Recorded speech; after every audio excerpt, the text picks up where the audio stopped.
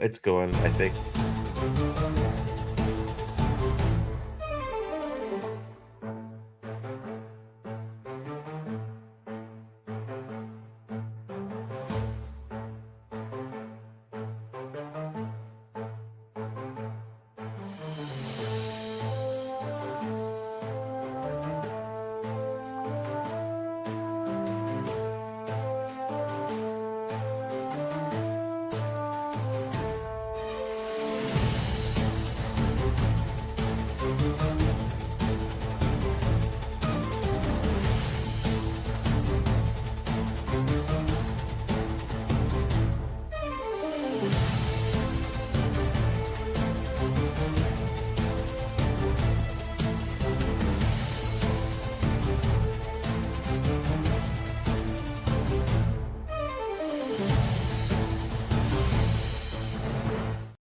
Hello, and welcome everybody. We got quite the turnout already. Awesome to see y'all here. Teresa is here with me, Miss Martin Muses. How are you? I'm very, very, very, very, very excited because this is my first post. I have finished the series stream. You are one of us now. You have Yay! made it. Now I Yes. don't have now we don't have to be like, go away. You're gonna get spoiled. Yeah, so you don't get the go away treatment anymore. You are now officially a Wheel of Time nerd. Welcome and congratulations. I wish I had a badge for you or something.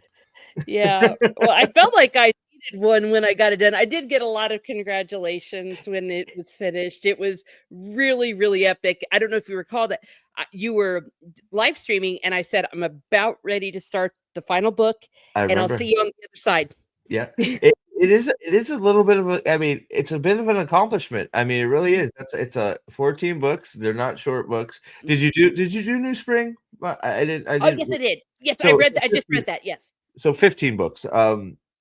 So it's one of those it is a man, already I love Kick. Uh, uh yeah, it is a bit of an accomplishment. You feel like you have actually like it's like I climbed that mountain, I made it. So yeah, so congratulations, you're here, and we get to have some fun talking about well, the good stuff. It's weird.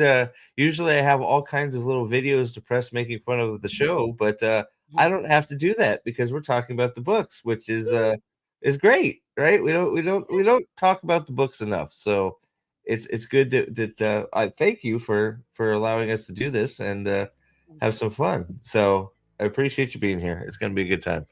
Um, Yes. let's see here. So we got let's see who's here. So Nathan's here. Really looking forward to this discussion. Hope to be back to catch it. Hope you are. It looks like you're back. I think you made it. Josh is here. Max is here. What's up, Max? Sherry, how are you? Good to see you.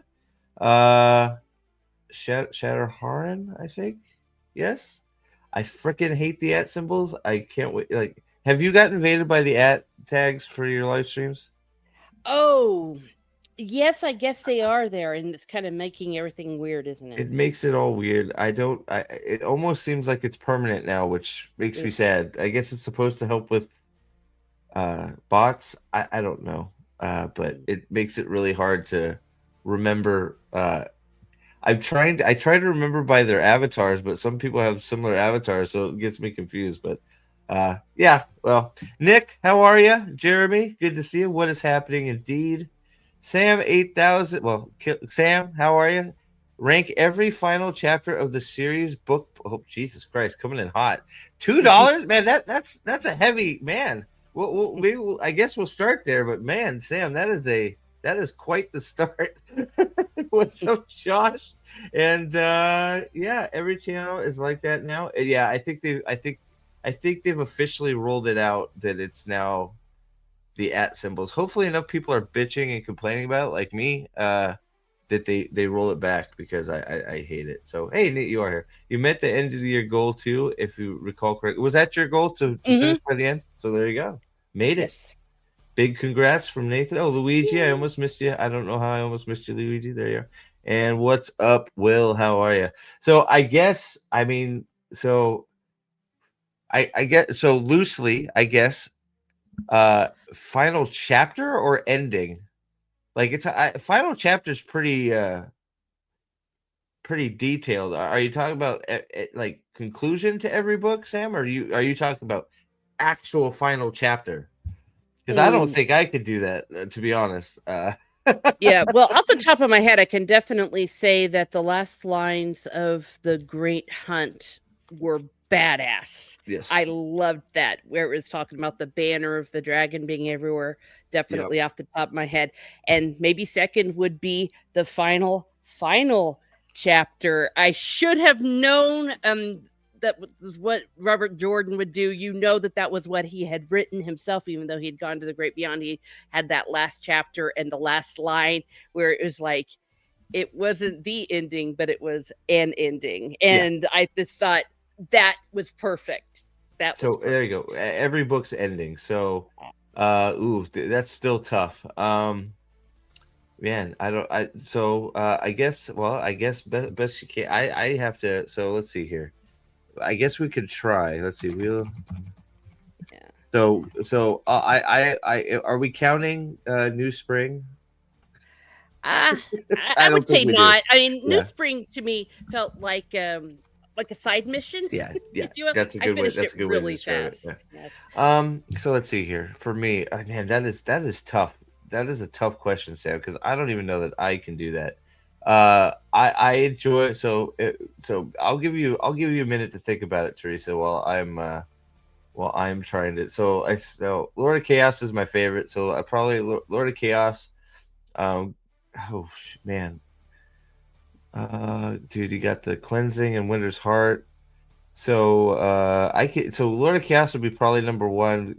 Let's see, Crossroads will be 14. There you go. There's end in, there's those two bookends. Mhm.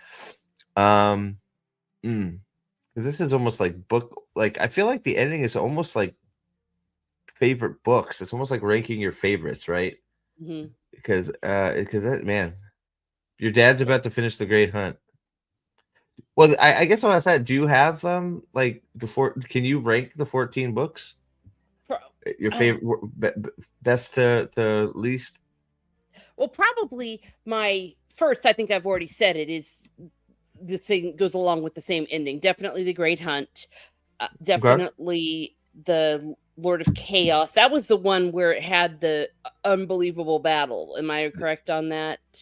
Fall May, yeah. So Great Hunt was Fall May, yeah, Yes. yeah, And then I frankly really, really enjoyed the final book. I mean, I yeah, because it didn't disappoint and it gave me such a high it I I stayed up so late trying to finish it and then I couldn't and I fell asleep and then I woke up and then my mother needed to do something, wanted to go out shopping. I'm like, give me one more hour because I need to finish this. So yeah, yeah, it was so good.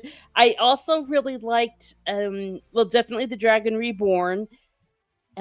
And yeah. I feel like the Dragon Reborn sort of gets underrated, but the mhm, more and more I read it, the more and more I enjoy it. The Dragon Reborn is an interesting book for me, just for the simple fact that, and I've said it many times.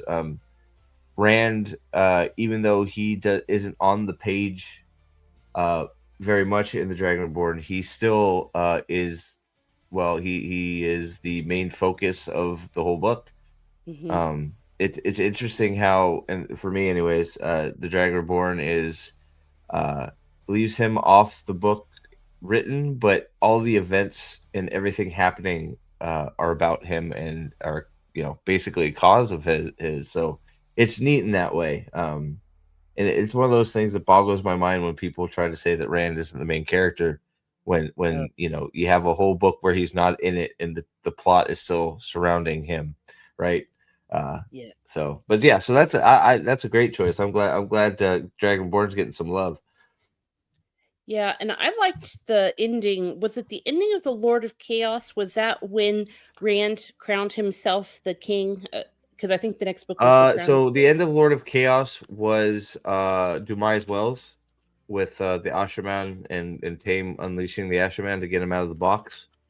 Oh, So okay. Yeah, that was the awesome. him crowning himself king would. Think you're thinking of Crown of Swords when he makes himself king of Ilion. Okay, I couldn't remember if that was before the book happened or whatever. Yeah, so it all kind of runs together, especially those ones in the middle. But Yeah, definitely, I thought that was a it really does. cool ending. I well, that's an interesting one too because he, there's so many little details, but Rand, I like the reason Rand chooses to become king of Ilion. It's because they offer it to him openly. Um, it's like it wasn't like him forcing it. Like I am now your king. It's like they want. It's like here you're the king now, right? And it's like okay, well you offered it to me freely. So I guess I'm king of Ilion, right? It's like Yeah, okay, I'm yeah, gonna right. take it. Right. It's like I accept, right? It wasn't him conquering it. It was one of those they offered and he accepted, right? So I thought that was very cool Yeah. as well. So it's yeah, that's my top three ending books are 6, 9, and 4. So that's 6 is obviously Lord of Chaos, 9 is Winter's Heart, the cleansing, Could be 3, 4, 5, 6. The Winter's Heart Crossroads. could be Wait, one, two, three. when they Wait, one. cleanse the this power. That was pretty awesome. It could be Winter's Heart. So 9 is wait, one. Oh wait, why is the Great Hunt missing in this? Yeah, 9 is Winter's Heart. It's funny. I brought up a list, and it goes Eye of the World, Dragon Reborn. It's like it's why is it missing the Great Hunt? What is wrong with this list? Yeah.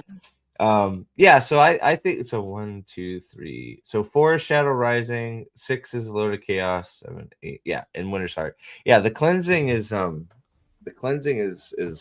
yeah that's another a banger of a just sort of conclusion to a book because otherwise like I was actually I recall and I don't know how you feel but I feel like Winter's Heart was actually overall little bit of a slower book until it Mhm. started getting to the end. I don't know if you can remember it that detailed, um, Yeah, but well, I think Winter's Heart have a lot of stuff to do with Queen Elaine or Elaine. What am I right on that yeah, for I some think reason? there was a lot more Elaine Andor stuff and Aes Sedai sort of stuff going on than I remembered, and then it just sort of like at the end, they end up at Shadow Logoth and doing the cleansing thing. It's like sort of almost out of nowhere. You're like, whoa, whoa, whoa, whoa, what's going on, right? Yeah.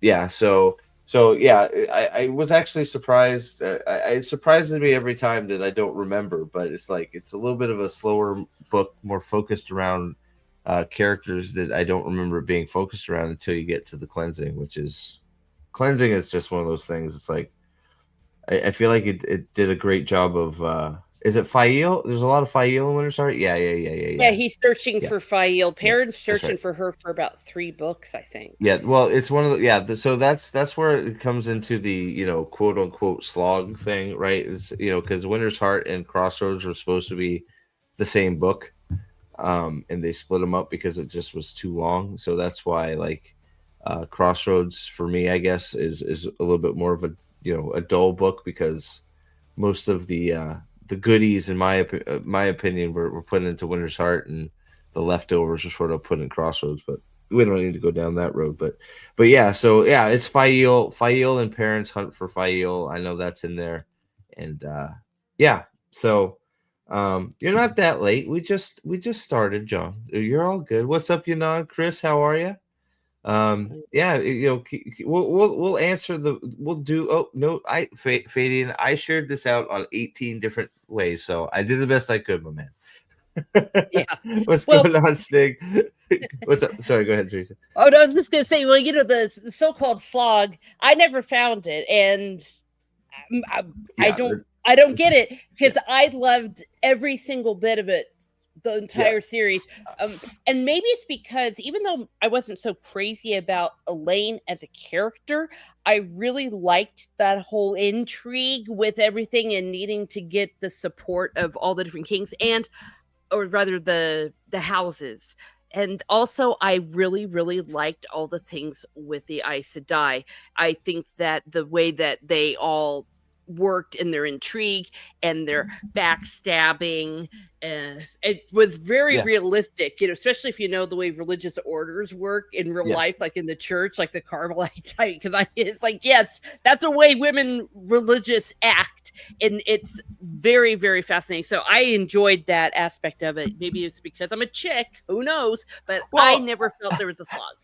so I sort of I never felt the slog either. Books through five are my favorites. So yeah, I that's I will put six because six, one through six, because Lord of Chaos is probably my favorite.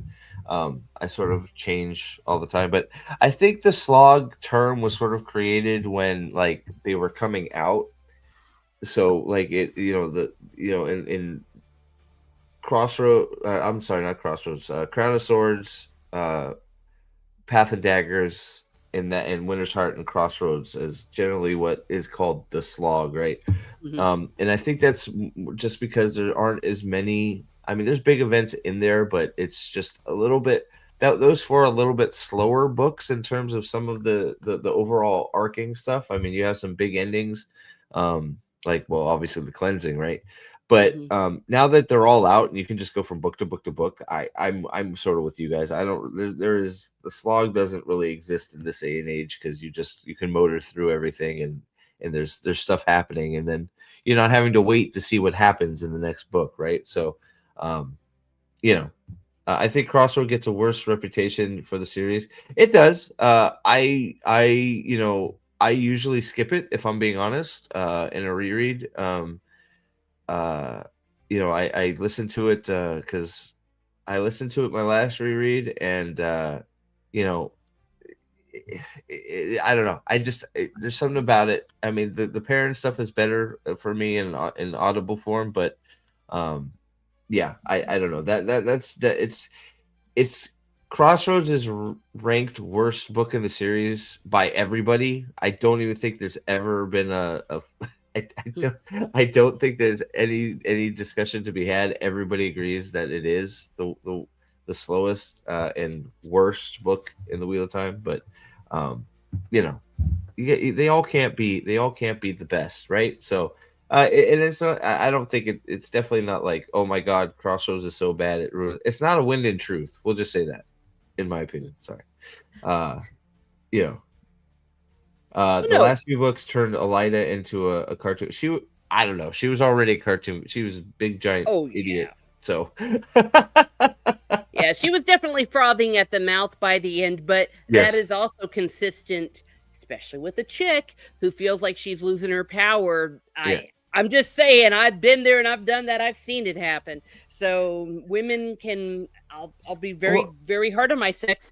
They can start to get all psycho, especially if they're given power that they didn't have before. And the red Aja, I think, was very unhealthy. So oh, it wasn't good. yes, I think 100%. Well, and I think that's one of the things that I don't know, and that is something because like most of the ice, like not all the Aes Sedai politicking is like harder for me. Like those tend to be the harder parts, the harder bits for me to get through. Um, mostly because they just seem to be idiots. Like they're all arrogant and they all think they know all this stuff and they just don't. Mhm. Elida being the worst offender. She a lot. I don't. I've said it many times, and I wonder if you agree. But Elida was probably the best weapon for the Dark One, and she's not even a Dark Friend. Yeah. How dumb and ignorant she is. She ends up being a far better tool for the Dark One than some of the Dark One's own lieutenants. So I don't know, but I get it. I do get it. Flanderized. She got flanderized. Yeah, probably, but she deserved it. Yeah. Well, I Down don't know down if with Robert Jordan. Oh, I'm sorry. no. Go ahead, please. I didn't know if Robert Jordan talked about this, but to me, when you have somebody that is so arrogant that they are unable to see where they are, they're so high on themselves, they're so narcissistic that actually is the greatest weapon of the enemy. Like the greatest weapon of the enemy is not coming from external forces, it's coming from internal forces. I think like C.S. Lewis talked about that a little bit. He's like, really, he said it wasn't necessarily the powerful people. He didn't use the word, but it probably he was talking about Hitler there. It was the people in suits that just sat around in the bureaucracy that allowed it to happen. That is where the real evil takes place. And Yeah. so when you have something like Aleda like that somebody that's so proud and is so that she has no internal compass, she has no sense of a conscience or reflection, and there are people like that can be a great Well, and great she's weapon for the enemy. she's just completely self-centered and selfish, right? Even Mhm. from even from her driving force of deciding to be the advisor of Andor was nothing but putting herself in a position to be, in a power play, right? Because she had her foretelling that she misread, of course, because that's what she does. She gets information and she misunderstands it and acts Mhm. acts the opposite of how she should be. Elida is Nancy Pelosi. Ooh, yuck. Ugh, sorry. Yeah. Um, but Yeah. yeah, we're not going there. Yeah. So what's up, Gadfly? Um, so yeah. So if you guys have any, we'll if you have any questions, we'll try and keep covering them. If you at me that at me or Teresa, and that'll highlight them a little bit more. But I guess I mean he's already sort of broached it a little bit. Do you have a favorite? Well, it's probably hard to say one, but do you have a favorite few characters? I mean, like I usually Mhm. try and you got the big three. Do you have a favorite of the big three, and then everybody else? I guess there is. Easily Matt. I know Yeah. everyone loves Matt, but I love Matt. I love him. I love him to the end. I even Oh, loved oh, him with that weird psycho empress lady. I know some people didn't like two it that on. they ended up Yeah. together. Yeah, two on. I just thought that she was the only person that could be with him just because I think he just found it so weird and interesting. But just the way he was so funny. He was just a gambler. He's like sitting around with his luck, and he was, if you will, the Han Solo character Yeah. type character of the trilogy, and but so heroic. I mean, the dude allowed them to take out his eye, for crying out loud. Yep. I mean, what a Yeah. guy. I get one of my favorite moments is still just God. Is it begin? I think it's beginning of, well, it's they always sort of mesh together, but uh Shadow Rising going into Fires of Heaven when Matt is trying his damnedest to just get him and his group of people out of harm's way and just not be a part of the battle. And he Yes. ends up killing Cooladin because just the pattern keeps going. Nope, come on back here. Yeah, he tries Nope, so hard.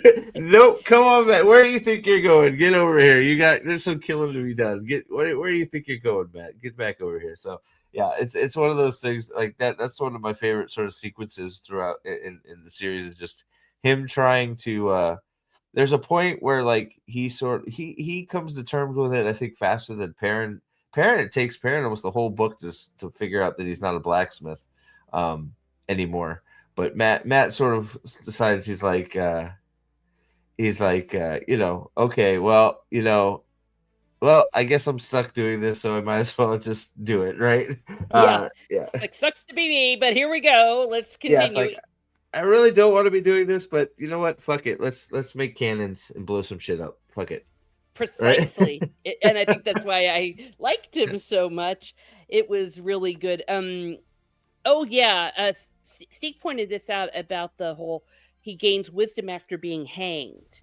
Yeah, that was Yeah. something that was associated with ravens. Lucis and I, where's the big hat? Jordan passed him as Odin. Yes, that there was a definitely a lot of mythology in it, and that he was an Odin-like character. Yeah, well, that's one of the filling the gaps in his memory is one of the things the Finns bestow upon him after going through the red door frame, right? So um it's like a major shift for him, like there. I know there's lots of people that it's weird. I think Matt is very interested, and I think what I don't know, probably 80 is probably too high. 65, 70% of the fandom probably right beside you saying Matt is their favorite. But it's interesting because like he starts out a lot of people's least favorite, just because how he is when he's at the beginning when he's you know being well. he's got it rough when it first starts, right? Matt Mhm. Matt has a rough go right out of the gates, right? So and Yeah. just the way he's acting, turned a lot of people off at first, right? So it's interesting how just it builds, right? I guess that's the best way to put it. Just it builds and changes real quick. Yes. And that's a good writing because he starts us off one way and brings us to another. And I Yep. mean, I guess Rand's technically supposed to be the favorite character, but the thing I is, I don't you know know, if that's yeah. That's why I always say big three because it's like I yeah. like all three of them, but like I don't. I sorry. Go ahead. I interrupt you. Go ahead. Sorry. Oh, Finish the thought. I apologize. oh, but no, that's fine. That's fine. I was just gonna say that often in these books that it's not like the main character that is the best character. There's Luke Skywalker, for example. Even though I love Luke Skywalker and learned to appreciate him, I remember as a kid we always wanted to talk about Han Solo and Princess Leia. Yeah. So that sometimes the main character, because things seem to happen around them, um, and of course in this case of Rand, everything was focused around this poor bastard. Yeah. Loyal. Look. I don't think you're on an island there, Stig. I think there's a lot of people that choose Loyal, especially because he's the self-insert for Robert Jordan. Um, I don't know the self-insert. Well, maybe. I mean, I know it's he's the sort of quote unquote author of the series, right? So Mhm. I think there's a lot of Loyal lovers out there. So, but I guess that's the second part. Like, aside from the big three, do you have just a lack of non-Taviran uh favorite? Very, very. I liked Gabriel Bryn a lot. I loved Oh, him. Gareth Bryn. Oh, Gareth Bryn. Did I say No, that's Gabriel fine. Bryn? Yeah, I There's a always lot get of that. there's a lot of names. Don't you worry. I get them all wrong at one point. Yes. I loved him. I really, really did. And I really dug Gareth, the okay. way he and Swan had that relationship.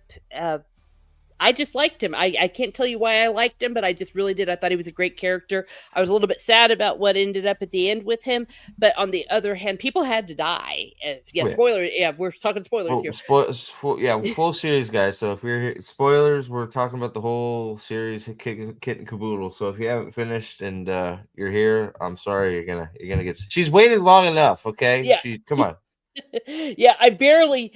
It's a miracle. It's a miracle I did not get any significant spoiler through the whole 14. And that was part of the reason why sometimes I would get a little bit confused between things because most people go to the wikis, but I Yeah, didn't want to touch the wiki with a 10-foot pole smart. because I didn't want to be spoiled. So, yeah, so Gareth Bryn, and I was sad that he died, but it made complete sense because he was the warder to Swan. That was his one true love. Men had kind of implied that something was going to be happening like that. So I'm glad that he went out in a blaze of glory and that he was a hero Well, and and all that. it's an interesting because it's a foreshadowed death, and it happens. The thing men told them not to do happens, and they both Mhm. end up perishing because well, it wasn't their fault. I forget exactly the specifics, but I know they got separated, and that was that was Min's vision. If you're parted, if you're not by his side, you're both gonna die. And well, there Yeah. we go, And right? So it's nice there's precisely. follow through on that, right? So I agree, and I don't think this like I think that's interesting because even like characters that aren't major focuses, I mean, like I sort of put Gareth in the same league as Logain. Like I know a lot of people, there's a lot of Logain love out there too, which Hmm. I'm fine with. Like, but they don't get as there's significant characters working basically in the background. They get their pages in written word, but it's more like um they're doing a lot of background work, right? And it's like Mhm. sort of like you almost get to fill in the gaps of how they are in yourself. Tam's another good one, right?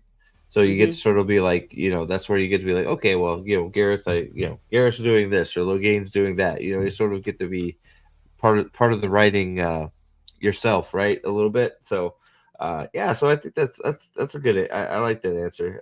That's good. I don't hear many Gareth Bryns, so that's cool. Like I think that's great. Mhm. Yeah, Yeah. and Go ahead. then my third one would be men. I Yeah. loved Min. She was the only woman. Well, I like Maureen and I like Swan, but I really, really liked Min. Like out of all of the harem, she was definitely the one. I was just like, Rand, screw the other two ladies, and not literally. He literally screwed them too. But Min is Yeah. the best. Avienda and Elaine, I'm just like, whatever. Min is awesome, and she's the one that's with him for most of the book. Yep. Oh, and Rand would have probably would have gone. Probably would have the world would be a different place without Min doing Mhm. all the things she did for Rand. I think she is a definitely a hero in the series just for you know being there for Rand when he needed her soft touch, right? Yes. Um, so yeah, she's and another character that is fighting tooth and nail to not follow her destiny, but then just ends up being like, well, you know what, it is what it is, right? Yeah. And that turns into genuine love instead of just like, oh well, I'm supposed to be with this person, right? So, Mhm. um, yeah, that starts all that's Min is Min right away, just right from the Great Hunt when she Rand is basically dying and she jumps into bed with him to keep him warm, right? It's just like, man, Min is a good lady, Mhm. right? Yeah. So But she's definitely, also yeah, cool. yeah, She's cool. definitely the best of the three, of those three. I agree 100%. Um, I think the closest to her in terms of the ladies related to Rand is probably Nynaeve. Like Nynaeve is one of those, like, for me anyways. She and you may disagree, I don't know, but um, another character that sort of like completely, I don't want to say changes, but um, yeah, I guess changes. I mean, she's very like Nynaeve is definitely a certain way at the beginning, Mhm. but for me, just because Rand is my guy, the fact that Nynaeve is basically ride or die with Rand from the start. Uh, and then there's of course the epic scene of her dropping Lan off at the Borderlands and forcing him to raise the crane, the golden crane, right? That's still a great moment for me in the whole series is Nynaeve dropping him off and saying, "Well, you told me to take you to the Borderlands. You didn't say where." And, Mhm. right, and so that. I think that's another fantastic moment too. But yeah, so yeah, I think yeah, Min is fantastic. Yeah, so who do you dread yourself reading? Who do you dread seeing show up on the page? Because I have Mm. one. I think everybody probably knows it. They Oh. might. I don't know. If you know it in chat, throw it in chat because there's one character that when the name shows up on the page, I want to just stab Fail? everything. No, it's not Fio either. But is that for you? Is it Fio for you? Fail got to be too super bitchy for me. Like Nynaeve annoyed me. I always said she just needed Midol through the whole series, but Fail, I was just like, oh, will you shut up, you dumb bitch? Nick, I Nick, don't know. yeah. She was a little too. Nick's got it. I cannot fucking stand Savannah. I can't stand her to Mm. the point where like her name shows up, I skip the chapter. I can't do it. It drives me crazy. But Fail, yeah, Fail. I don't know. Like I like obviously I like Karen a lot, so like find myself forgiving Fail because I like Karen stuff. But yeah, there's a lot of Fail hate out there. I think that's fair. Yeah, I liked Baragwain or the way she just pissed off Fail so much. Oh, Berlane or Verlaine, yeah, the Berlane? Is it Berlane? I think it's Don't take Barrelane. my Yeah, the Berlane. Well, yeah, the there's pretty lots of girl. yeah, there's lots of people that are mad that it said he Perrin chose the wrong bird. Should have picked the hawk, not the falcon. Yeah. And I don't know that I disagree. But then you would have the hottest couple in Randland and Galad and Berlane at the end, right? So yeah, I thought so that was a good ending, and just the way you could just tell that she totally had the hots for him, and she's like, Huh. Yeah, Okay. This white cloak weirdo, but boy is he good looking. So I could yeah. totally relate to Berlane is underrated as a character, extremely competent. Yeah. Oh no, Berlane is very underrated. She actually shows her worth quite a few times, actually. Mhm. Especially how she holds herself when Fail is captured. Right. She does a lot of good work for Perrin. And all the rumors that start aren't really her fault, which is refreshing, right? She Yeah. knows when to be a flirt, and she knows when it's time to do business, right? So, Nynaeve and Galad have the two best character arcs in the entire series. Nynaeve and Galad, maybe. I mean, Galad. I mean, yeah. I mean, Galad changes a lot, quite a bit. That's true. Nynaeve, I could agree with for sure. Um, Yeah. I mean, Androll. I don't. I know there's a lot of Androll hate. I don't. It doesn't bother me that much. It's Savannah that drives me crazy. There's a lot of because Androll. I mean, you have you heard all the Androll stuff and why people dislike Androll? I have not. So these are the kind of lore around people in the So fandom I don't know. Androll. There it is, right there. Aaron just said it. So I'll highlight it. So Okay. Androll is basically Sanderson's creation. So Sanderson created that character so he could write some bits that he wanted. Um, and a lot of people feel, and I think probably correctly, that most of the stuff that Androl got should have been given to Logain. Ah. And that Logain was sidelined, greatly sidelined in the last three books because of Androl, um, which I don't disagree with. You know, it doesn't bother me as much as a lot of people. Um, but yeah, he gets but he gets a lot more play from Sanderson.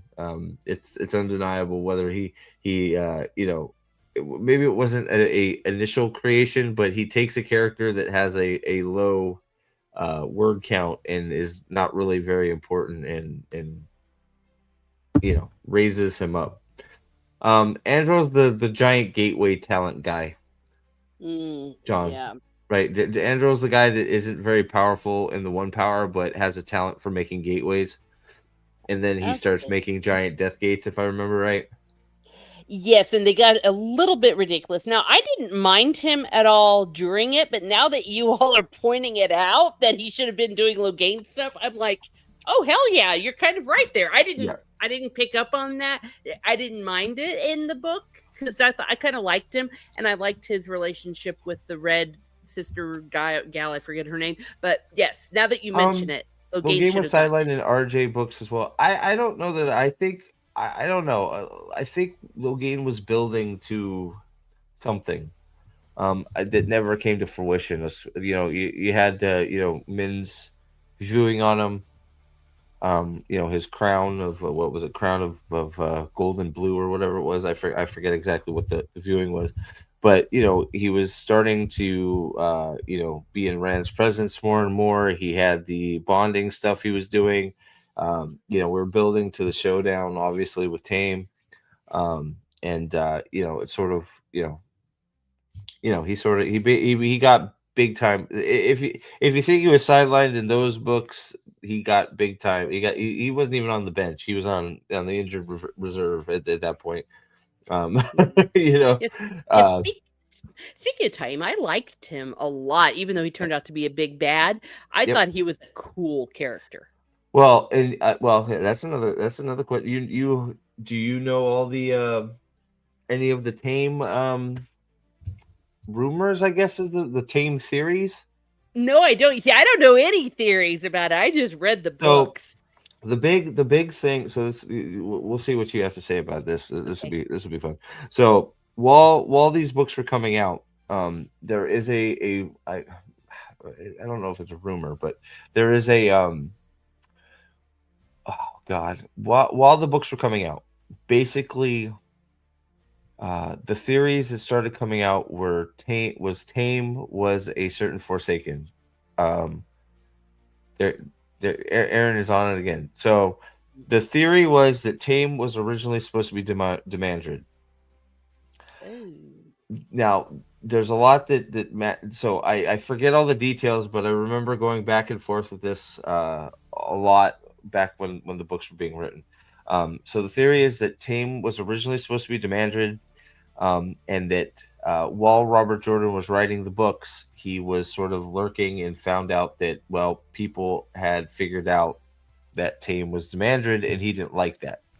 Huh. So he decided to change it, and he that's why Tame ends up being Bo the Wild or whatever in Shara, which frankly makes I mean very little sense.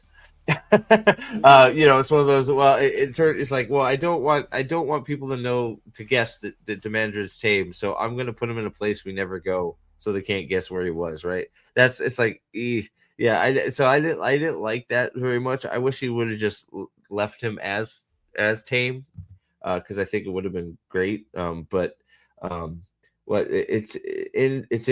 So as it turned out, he was originally. Tame was Yeah. confirmed to be Damodred in Origins by Michael Livingston. I okay. I don't. I haven't read Origins yet. Um, I don't know. Did he have access to all that? I know it came out. It came out way before then. I think it was his notes. That were people had gotten a hold of that. So I don't know. I haven't read the Origins. I don't know how accurate it is, to be honest. I guess it's somewhat accurate, but I haven't read it. So Yeah. but yeah, so that was the big thing, was everybody figured out that Tame was Demandred, and he changed it because he didn't like that people figured it out. You see, if he were still here, I would be giving him some grief about that, because I think Yeah. a lot of authors and TV showrunners that I know of live to regret the fact that they changed the idea once people figured it out. That it's actually far better. It doesn't matter if they figured it out. Go with the original idea. Yes, Ishmael is 100% Morandan. Tame was confirmed to be Demandred by RJ and then later by Harriet. Hmm. I don't remember that, so good to know. Mm. Um, but Yeah. Well. John, Ishmael was Balsamon was Ishmael was Warrenden, yes, Mhm. 100%. Which confused the hell out of me at first. I think it was meant to be confusing. Hmm. Um, So let's see here. So let's see. We're sort of all over the place. Is there anything in particular you would like to focus on? Well, can we have a moment to Mm. talk about your demise, your namesake's demise? I was disappointed as hell. It was like, what the? It was like the book begins, File shows up, you're dead. The end. I'm like, what the hell? Well, I mean, he is the greatest character in the series, so I mean, no, Mm. Oh Yeah, man. the prophet, good old Massima, he goes out a little bit like a bitch, but he had a good run. I don't Uh-huh. know. It's funny. I wish there was. I'm sort of I'm with you. I wish there was more to it, right? Because he goes like, but it turns out he just went fucking nuts. Just being in the presence of the Dragon Reborn made him go fucking crazy, and that was it, right? Mhm. He just became this just fucking fanatic, and just I don't know how else to describe it, right? It's just he went fucking bonkers. Um, Yeah. and yeah, no, I wish I wish it was a little bit more but Mhm. I'm a madman too, so it fit. That's why I knew I was gonna get a bunch of heat on the internet for going full rage against the show. So I figured you might as well absorb that and be the crazy guy, right? Yeah. Well, oh boy. Well, no, that It that fits was me, right? I mean, it it fits me. does. It absolutely does fit you. Yes, I was a little disappointed in that. I loved Brigitte, the Yes. Oh the yeah. legend Yeah. character. Oh my gosh, Yeah. she was so awesome. I I so wanted more. so I wish so okay so because that was the other theory people loved to try and push on people, was that all over was Guido Kane. And it drove me nuts because Over is way too young to be Guido Kane. But I wish there was some sort of conclusion, because the whole, well, I should so Brigida, since I should actually explain what I'm talking about here, just because it is your first time reading it. So the whole Brigida Guido Kane thing is Guido Kane is spun out before Brigida, Hmm. and almost every time when they're both spun out of back into the world, they end up finding each other, and their souls are basically connected for eternity, right? So it doesn't always happen apparently, but most of the time, Guido Kane's spun out, Brigida's right behind him. They end up meeting in real life and becoming, you know, intimate, married, whatever, right? Yeah, they're lovers Becoming in some, they're married in others. Yes, right, but they're many different always theories. together, right? Yeah. So I know one of the big things that they were trying to put the theories that they're trying to push back in the day, that Over, because Over is ugly, and Brigida, and Guido Kane is historically always an ugly person, and Brigida takes a liking to Over immediately because he's an ugly little boy, and charming, right? So, which all that is great, but he's just the timeline never matches up. No. It would have been nice to get some sort of Guido Kane, figure out that, and just but I get you only have so many pages to write. I that Speaking of Over, Oh yeah. how did you feel about the did you think how do I word this, did you think he was going to become the horn sounder, or did you think Matt was still attached to the horn? I thought that And Matt was where do still you a think Matt died? Where do you think Matt's death oh, is see, that released him? That's the good question. Give me so. Go ahead. I'll be right back. I was Chew on gonna say, that. Talk to Tad about that. I'm sure that's going to get a okay, lot of answers. 2 okay. Well, seconds. first of all, okay. Well, first of all, I did see the killer in one, whatever. I'm sorry, because of the way that the ats are working. Yes, I think that they should have ended up together in a way. Even though I did like the Tuan thing, I understood it, I got it, I was into that romance, if you will, if you could even call it a romance. I thought that they were hilarious. That their banter and the way they go drinking together. But I guess since she is always destined to be someone else, that would have been too complicated if they ended up together because of she's destined to be with the other dude. Now, as far as Maybe. I old, mean, they could have done it. Plus, it would have pissed off Elaine. So there's always that. oh well, Pissing off Elaine is always a good thing in my book. Continue. Sorry. yeah, Elaine's a little bit of a brat. Yeah. Now, Oliver, I really liked him. To me, he was a little bit of the Gavroche character from Les Miserables, or Artful Dodger type character, and I thought that it was loads of fun. I enjoyed that he became the hornblower because it made sense. And he was a heroic little guy. He wasn't annoying or anything. Sometimes kids in these stories can get really annoying and you just don't want them around. But no, I was very endeared to him. Now, when did I think that Matt died? I think he died because it obviously wasn't when he. There's two real moments. I'm just curious which one you think it was. Well, from what I understand, it wasn't the hanging because of reasons that was the obvious one, but I think that something happened when he blacked out. Remember where he didn't know, he like lost time, that sometime in there he died, but maybe I don't even know. I was very confused by that. So no, so that's I'm pulling up the deep lore here. This is also stuff that uh oh sorry. This is also stuff where, like, obviously few reads, a lot of talking about stuff. Um so there's basically the two main contenders you usually have for Matt's death are the hanging, because his heart is stopped. And correct me if I'm wrong, chat, too, because Mhm. I could have missed one. But where is it? And Cyan brings up the other one. Ravine never killed him. Balefire unmade that. So the other one is the lightning, when he jumped into Camelin ahead of Rand, and they sprung Raven's trap, and Rand undid his death with the balefire. Um, because if I don't know if you recall, in Fires of Heaven, Yeah. they do their thing. They jump into Camelin. He's got a ward in there. Lightning strikes, kills. I think it's Avienda and Matt both.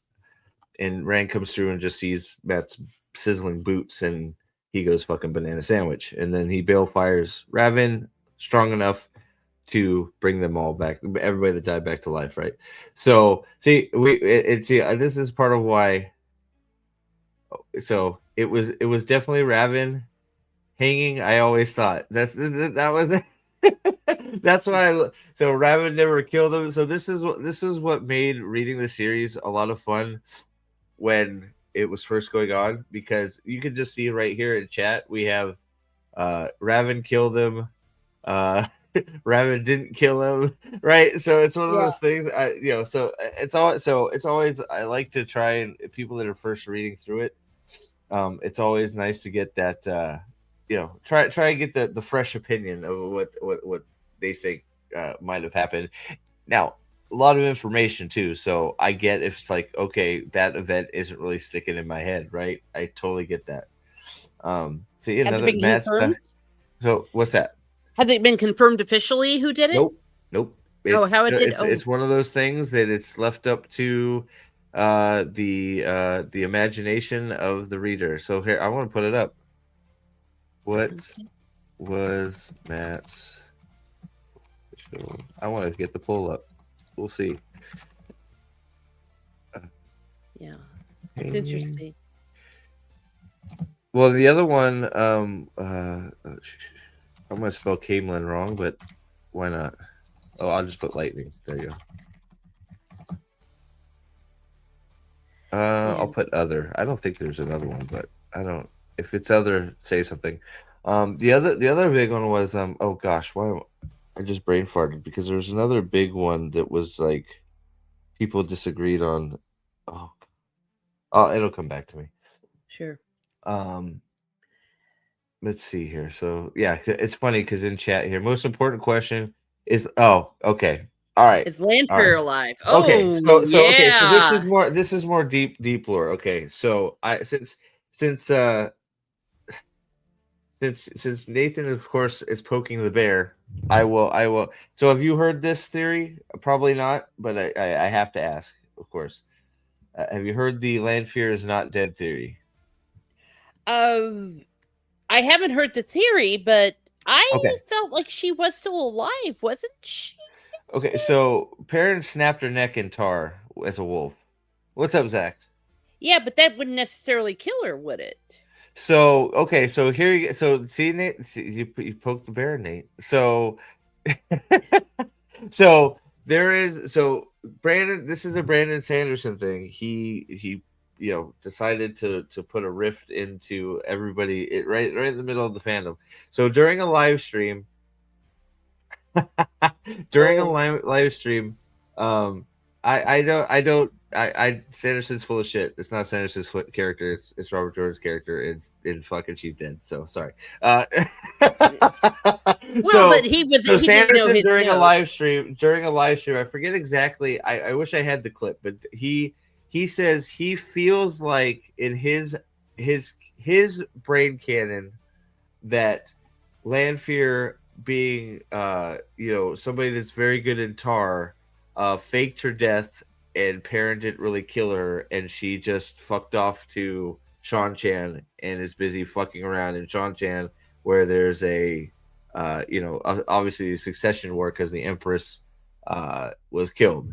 um I think that's a bunch of bananas nonsense. Perrin is a wolf brother and a master of Tar, being a wolf brother, and he killed that bitch straight up. But but it sounds like you're on the other end. It sounds like you're on the Lanfear is alive doing what she does. So Maybe I'm uh just so used to her coming back, but I the didn't think it was The dark one definitive. can't bring her back this time. Like so that's the thing too. Is the way she is either walking around as what Sedane? Is it Sedane? Because there's no reviving anymore. The dark one is nice and put away, so she can't be Hmm. revived. So they're saying what he is saying is that Perrin didn't really snap her neck and kill her. She fooled him into thinking that he killed her, and she just let everybody believe she died, and she took on a new identity and fucked off, Hmm. which I think is preposterous, personally. But it's another one of those things that there's a lot of people that are in love with Lanfear, so that whatever they why would she do that? I don't know, because she's dead. She didn't do it. Oh. Well, as far as anything like that, I guess I just didn't get the idea that she was dead. I But well no what do I that's know? well that's that, I think that's another one of those things that's fair to be like, that's a few, I think a few reads more detailed, like looking into Yeah, details reads. It's hard. That's a hard thing to say definitively after have reading it once, right?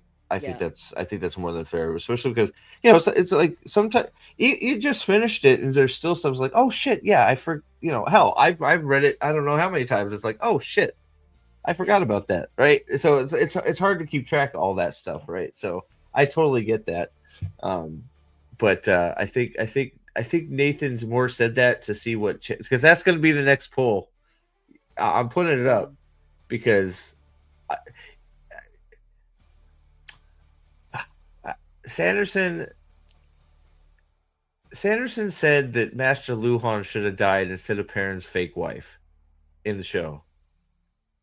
I don't put much faith in Sanderson's opinion on what's going on with Wheel of Time. If you're asking me. Yeah.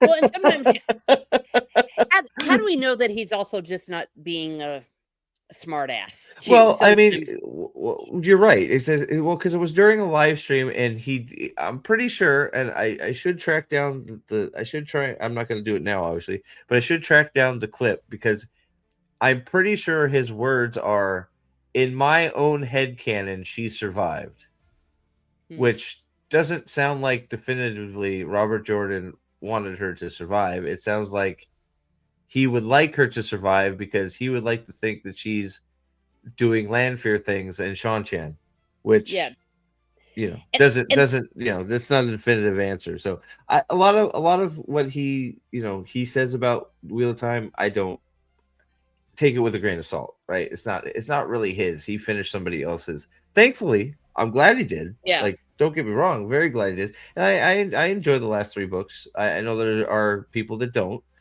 or they enjoy them for what they are, but they don't think they hold a candle to the Robert Jordan's books. Well, his self-written books, you know what I mean. yeah, no, But yeah. for sure. Well, and he does all these live streams, and he's sitting there signing. And again, I think that that does sounds like, without having seen it, that that's something about him being cute.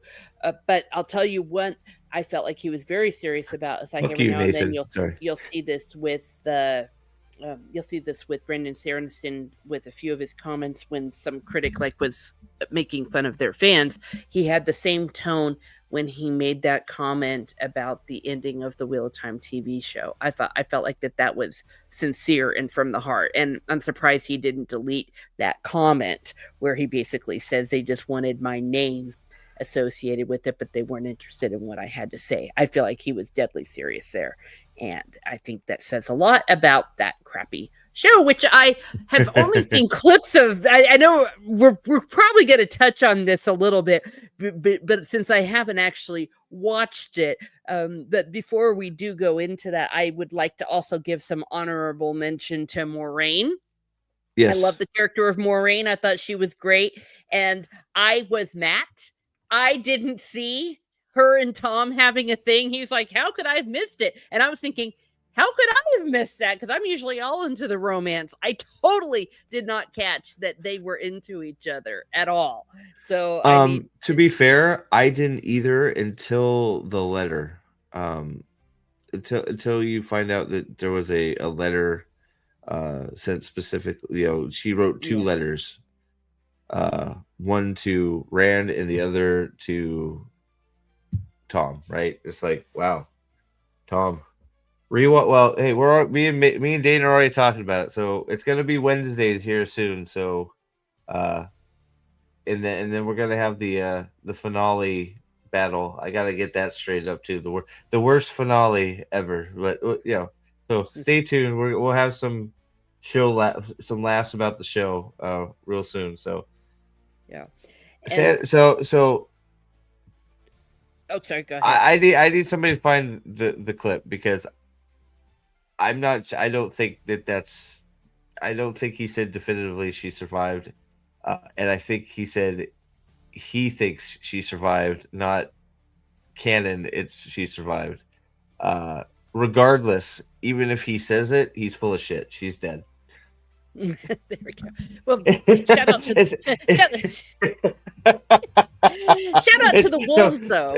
Yeah, because then you're saying that the wolves, the masters of the wolf dream, are inept and aren't, and can't tell whether they've killed somebody in the world of dreams or not. So, by saying that Lanfear was able to fool Perrin, you're saying that Perrin is not a master of Tar, which he is.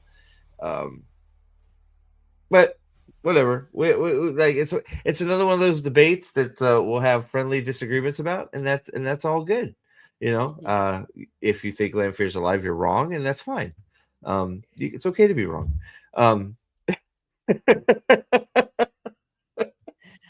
Oh dear. Oh Yeah. God, no, it's fine.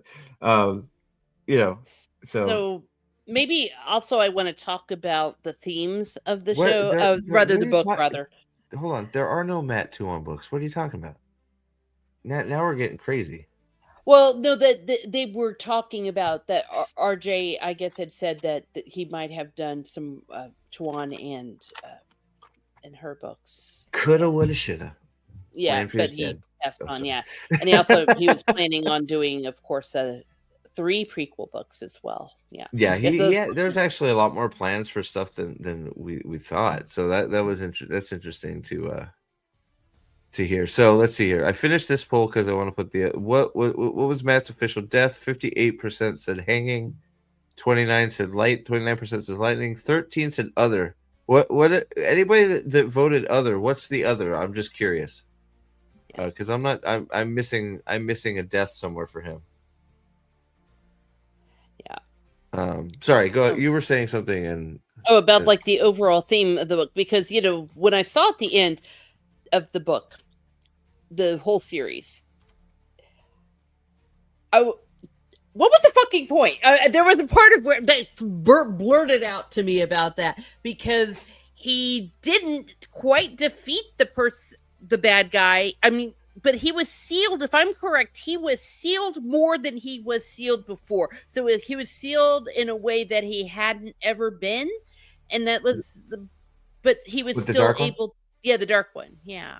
So Like that. hold on. So say that again. Sorry, I missed the beginning. I was putting up the poll. Say Well, I'm your just thought trying to again. figure out like what was accomplished at the end, and if I'm correct, after thinking about it a long time, I think it was that he was sealed in a more better seal, like a much more better improved seal. So he basically, yes, the prison is not flawed. Okay. It's okay, Aaron. You can be wrong. It's fine. It's all good. Still love you. It's fine. She's not alive. She's dead. I can read you. I can get you the passage from the book if you want, but it's okay. I think they're being silly now. No. It's cool. No. Because this is part of the fun stuff, right? It's okay. Like because and the unfortunate thing is we'll never get a real answer because the actual author of the book that would actually be the one that answers is no longer with us, unfortunately. Sanderson can have his opinions, but he's working off his own canon, not Robert Jordan. So it's fine. It's one of the fun things. It's the debates with this stuff. It's because also for instance, like I again, this is why the prophet moniker fits me so well, right? It's fine. Because one of the things that I think it was Staplebow that has brought it up a few times. The strike at Shea Ghul. I don't know if you've read that short story or not, but it relates to the Dark One's prisons thing that we're sort of talking about right now. and to I'll backtrack a little bit. So just so the prison, my understanding is the one Lewis Theron and the 100 Companions did was flawed. The one that Rand made is not. So it's just he basically, the world still has to have a dark one. He can't kill the dark one, or it'll be worse than him not. The dark one not existing basically would be worse than. You know what I mean? Like, I guess Yeah, that's because the we wouldn't conclusion. have free will, and that free Right. will is what makes us who we are. Right. So yeah. So that's the conclusion Rand comes to is I can't destroy it. The Dark One has to exist. So he just makes a better prison to hold him, Yeah. or But hold can the it. dark one get out of that prison, Well, or is it eventually he a will. Yeah, he will. Well, because we got to remember Wheel of Time, right? So when the third age comes back, he's going to get out. So it's just like you don't know. You just don't know how long that's going to last, right? Because you got to think. You got to think about it. It's a big wheel. Everything comes to pass over and over and over again. So, you just got to believe that it's going to last much, much, much, much longer than Louis Theron's prison, or think of it this way. Well, no. This is how you got to think about it, right? What happened to free the Dark One? We drilled into it. Lanfear drilled into the prison originally to free him. Mhm. So it wasn't the prison that failed. We opened it. Right. So if you think about it in a circle, Rand seals the bore, imprisons him. We go years and years and years and years, and then this scientist feels this new power and decides to check it and to try and use it, tries to access it, and oops, I just broke a bar off from this prison for the biggest bad there is, right? So the prison doesn't fail, it is opened. Does that make And sense? yeah, so basically, Rand was just buying more time for He could everybody. Yeah, exactly. Yeah, exactly. He could, yeah, and yes, that's the point. Yeah, absolutely. Rand could have destroyed the Dark One, but he saw that was not the best outcome, so he chose to re-imprison him. Okay. um So it yeah. wasn't possible for the Dark One to ever win because the Wheel of Time and all that. So was it predestined that Rand and all them were gonna win? The wheel No, wills well, as the no, wheel because that's wills. why you have a look at some of that's why the Portal Stones parts are interesting, because those are looks at other worlds where the Dark One has one. Now I know it's one of those. I don't think we go to any of those in the later books, so I don't blame you for like having trouble remembering some of those. But like, what I think it's the Great Hunt is when we start doing Portal Stone stuff in that world where, Rand meets Celine in, Mhm. is a world where the Dark One has won, and it does exist. It's just a different dimension.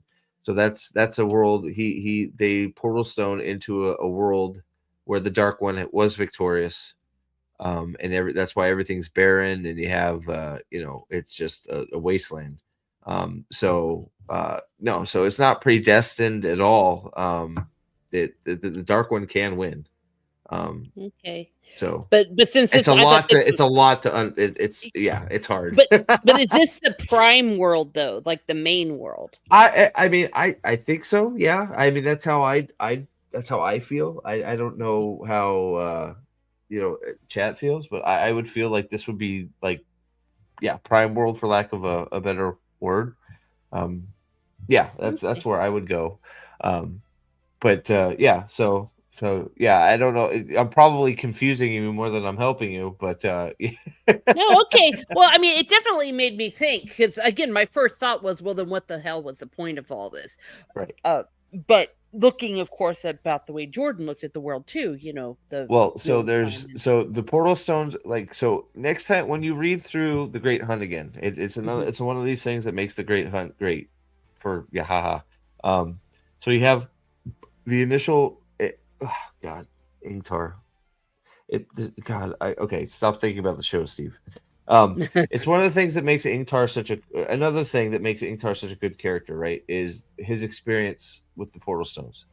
You don't think about it the first read through. The second read through, if you pay attention to it, it hits you really hard, because so you have the first Portal Stone experience, which is them meeting Celine. They're in this barren world. Blah blah blah. The Grom tries to kill him. All that stuff, right? That's a world. There happened to have portaled into a world where the Dark One has one, right? Yeah.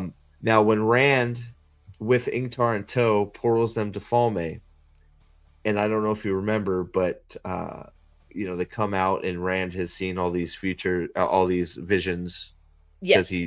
he doesn't do a very good job of portaling them.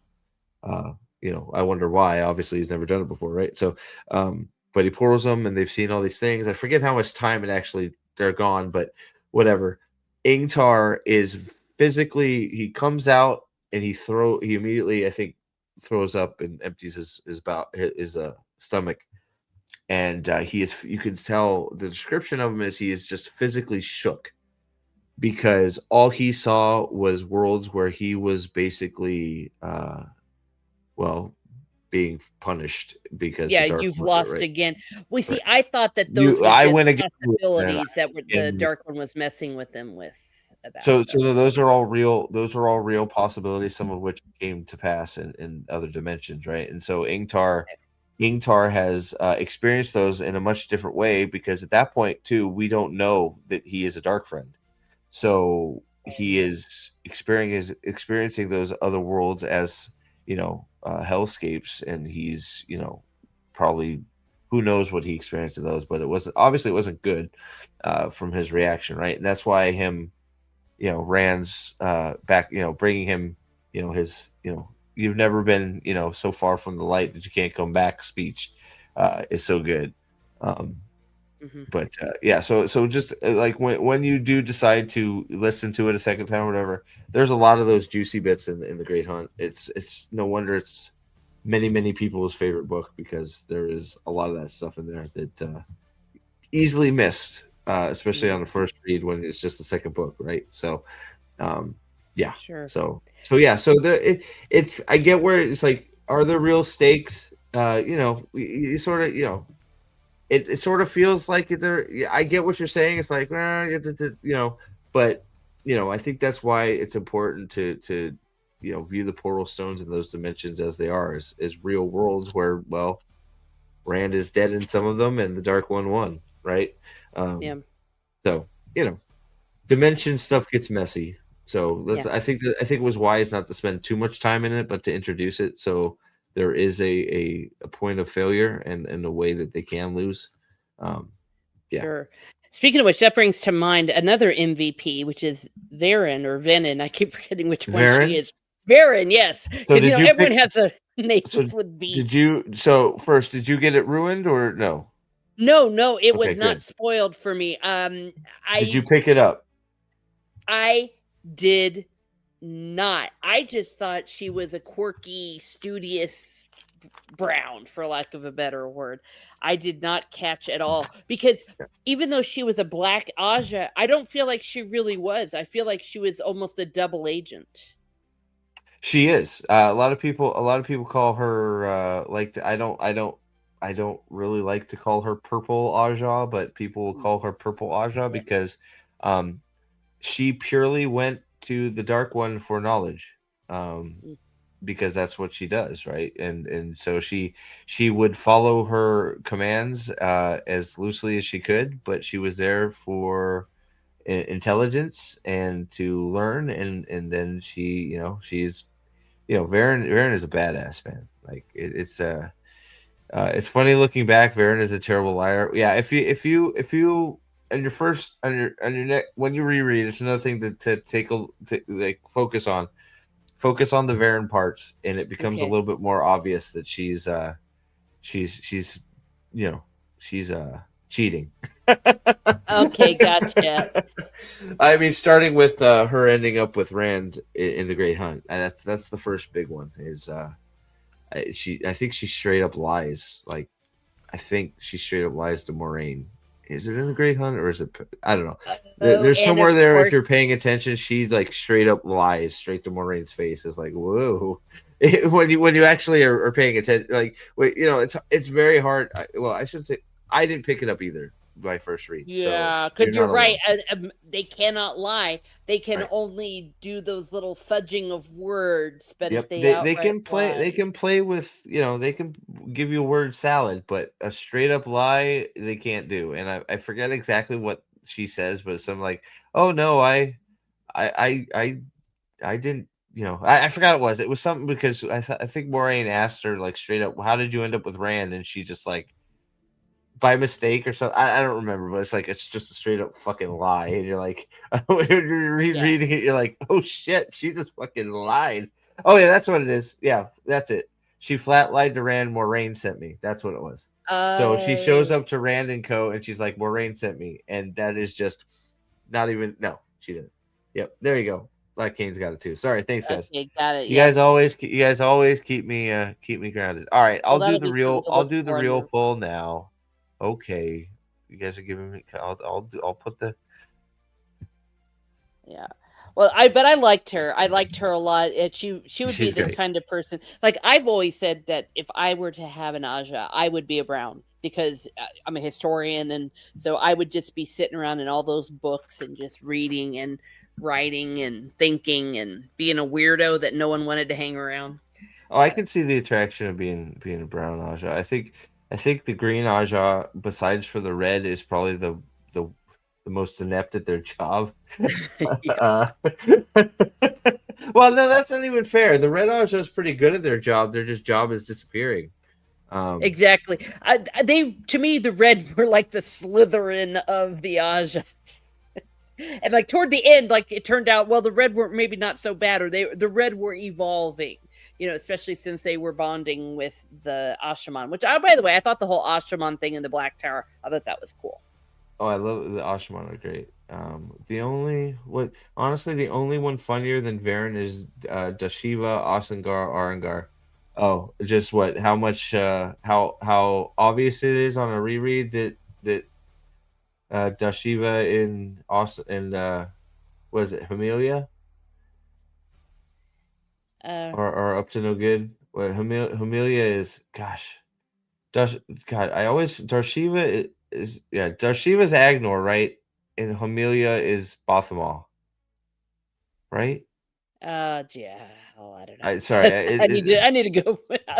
I'm ready to do a reread. well, Except I am letting yeah. my brain rest a little bit Yo, right you now. should, you have to, Yeah. yeah. It's one well because Darshiva is one of the Asherman that Rand ends up bringing with him everywhere, and it's funny because it's actually a Forsaken. Um, Mm. who's yeah, and then Hamelia is the one that's giving which is Hamelia, which is Bothamal, who is the man's soul in a woman's body, Oh who is yeah. basically manipulating Egwene and giving her headaches. I think Mm. that's determined to be light compulsion, isn't it? Hamelia's compulsing a little bit. She's doing something weird. Did I miss one? Thank you. Yeah, I think you did. Oh, I did. I'm sorry, Miss Martin. I'm sorry, Sam. My bad. Miss Martin, did you pick up on the sci-fi undertones of the series, The Legend of the Giant Mask, and Merc read Read and the Merc read the articles is so cool. Let me read that again. Miss Martin, did you pick up the sci-fi undertones of the series, The Legend of the Giant Mask, and Merc read the article is so cool. So, so the sci-fi what I think he's referring to the fact that there's like a world like ours underneath everything. Like Yeah, it's supposed to in the past part it of was starships and right. it sounded reminded me of Star Trek or something, that the way the world was, perhaps the way our world will be in the future, Right. maybe. Yeah, Yeah, I'm yeah. not familiar with the mask or I'm not sure to which article you're referring, but I will be happy to read the article. Oh, mosque, not mask. Okay. Oh, did he? Maybe he didn't type it right. Did Yeah. I'm not sure. I'm not sure what he's referring to there. I'm sorry it took me so long to get that super chat, Sam. My bad. It's just how funny that Toshiba, who is Agnor, is very obviously not from their time because he can't do anything, and everybody's like that Toshiba guy sure is an old duck. You're right. and I yeah. Oh Yeah, boy. sure. Okay, Yeah, good. so shout out to all of that. I definitely, of course, caught all of the fantasy well, definitely there's fantasy tropes in there, but also the different legends and the different symbiology. And of course, you had a lot of the Eastern religion, the kind of yin and the yang thing going on. You also had the Ragnarok stuff going on with the wolves and the one Odin, the one eyed. You also had Christianity, the three. A lot of times the number three and seven, and he was a devout Episcopalian, so definitely that would have played a role in there, as well as the idea of free will. I also like the way that it's very traditional in that men and women are different, but they have to work together. They're compatible, but what makes men men and what makes women women are things that are unique to us. And unlike the stupid TV show, from what I hear, they tried to make the women men and the men women or something like that. That the whole concept of the way the force, or sorry, the light and the The one power, yeah. yeah, the one power. Thank you. And I keep forgetting, is it Sidene and Sidar? I'm not sure how to pronounce it. That they're separate but equal in the best sense of the word, and complementary, I guess, is the word that I'm thinking about there. And I think that that is a great theme, and I like it because I get really pissed off when people try to say that female power, true female power, is not our power. That we're only powerful if we act like men. It's like, Yeah. no, Well, we have yeah. there's a feminine genius that is unique to women in the same way it is unique to men. But when we work together, we're so powerful and good, and Well, we love each other. that's right. That's one of the right, working together. Mhm, Is supposed to be able to accomplish. That's why linking and that's why Kalendor is such an important artifact. Right, it's a mhm. flaw, but it's not really a flaw. It's just a weapon that is basically forcing Sidar and Sidene to be used together to be able to accomplish. It's a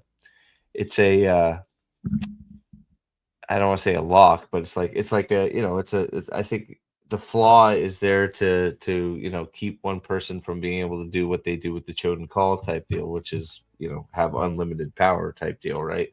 So Mhm. it's the White Aja gets no love for a reason. Just saying. Uh, Diplomacy. I mean, Alvarian's there, but I guess she's black, so that doesn't count. Let's see here. As far as I know, Teresa has not watched any of the show, No, I really and didn't wanna get God that bless you. into my head Yep, at all, yep, but I have seen the cast. I have a lot of opinions on the cast, and I've seen certain clips. Sometimes they would show up in my YouTube, probably because I watch you, yeah. and so then it'd be like, "Oh, maybe you wanna watch Wheel of Time." It's like, "No, I don't. Piss No, off." no, It definitely not. it's Oh, total different show. Total and different just show. yeah, oh, it's completely different. Well, just touch on what I think you're talking about is Sidene does not exist in the show. They tried to backtrack it. They What? tried to backtrack it in season 3, and then they immediately stomped it out. The one power is just the one power. There is no Sidene and Sidar. Ugh, that So takes yeah, so yeah, it screws it breaks before you even start, it breaks everything, because part of the yeah. part of the whole thing is women and men working together with their opposite parts of the one power has two parts. When you work together and use both parts of the one, you can do all kinds of amazing things together, right? It's also the reason why the Dark One's prison was faulty, is because you only had Sidene making the prison. Mm. Um, so now there's that's one Oh, of the for things. crying out loud. I know So, exactly why yeah, they did that though, because everyone's fluid probably. They didn't want to it have it probably, being yeah. definitor. I also know that they had the 5 Tavera, not the 3. They had the 2 girls being Taveran. I saw that with the Marine saying that a clip, and I'm like, okay, well, they're throw out the symbolism there of the 3 Taveran, but also by having Elaine, was not Elaine, it was Egwene and Nynaeve also being Taveran. That just doesn't make any sense. Yep. Well, it's so the biggest problem. So yeah, they made they used the word Taviran and then never did anything with it. They didn't explain what the hell Taviran even was for the show. They called them Taviran, and it's like nothing. It's like, okay, that's it, right? The actual it's funny because the animated shorts did a better job of explaining what Taviran were than the show did, Mm, which sure was did. crazy.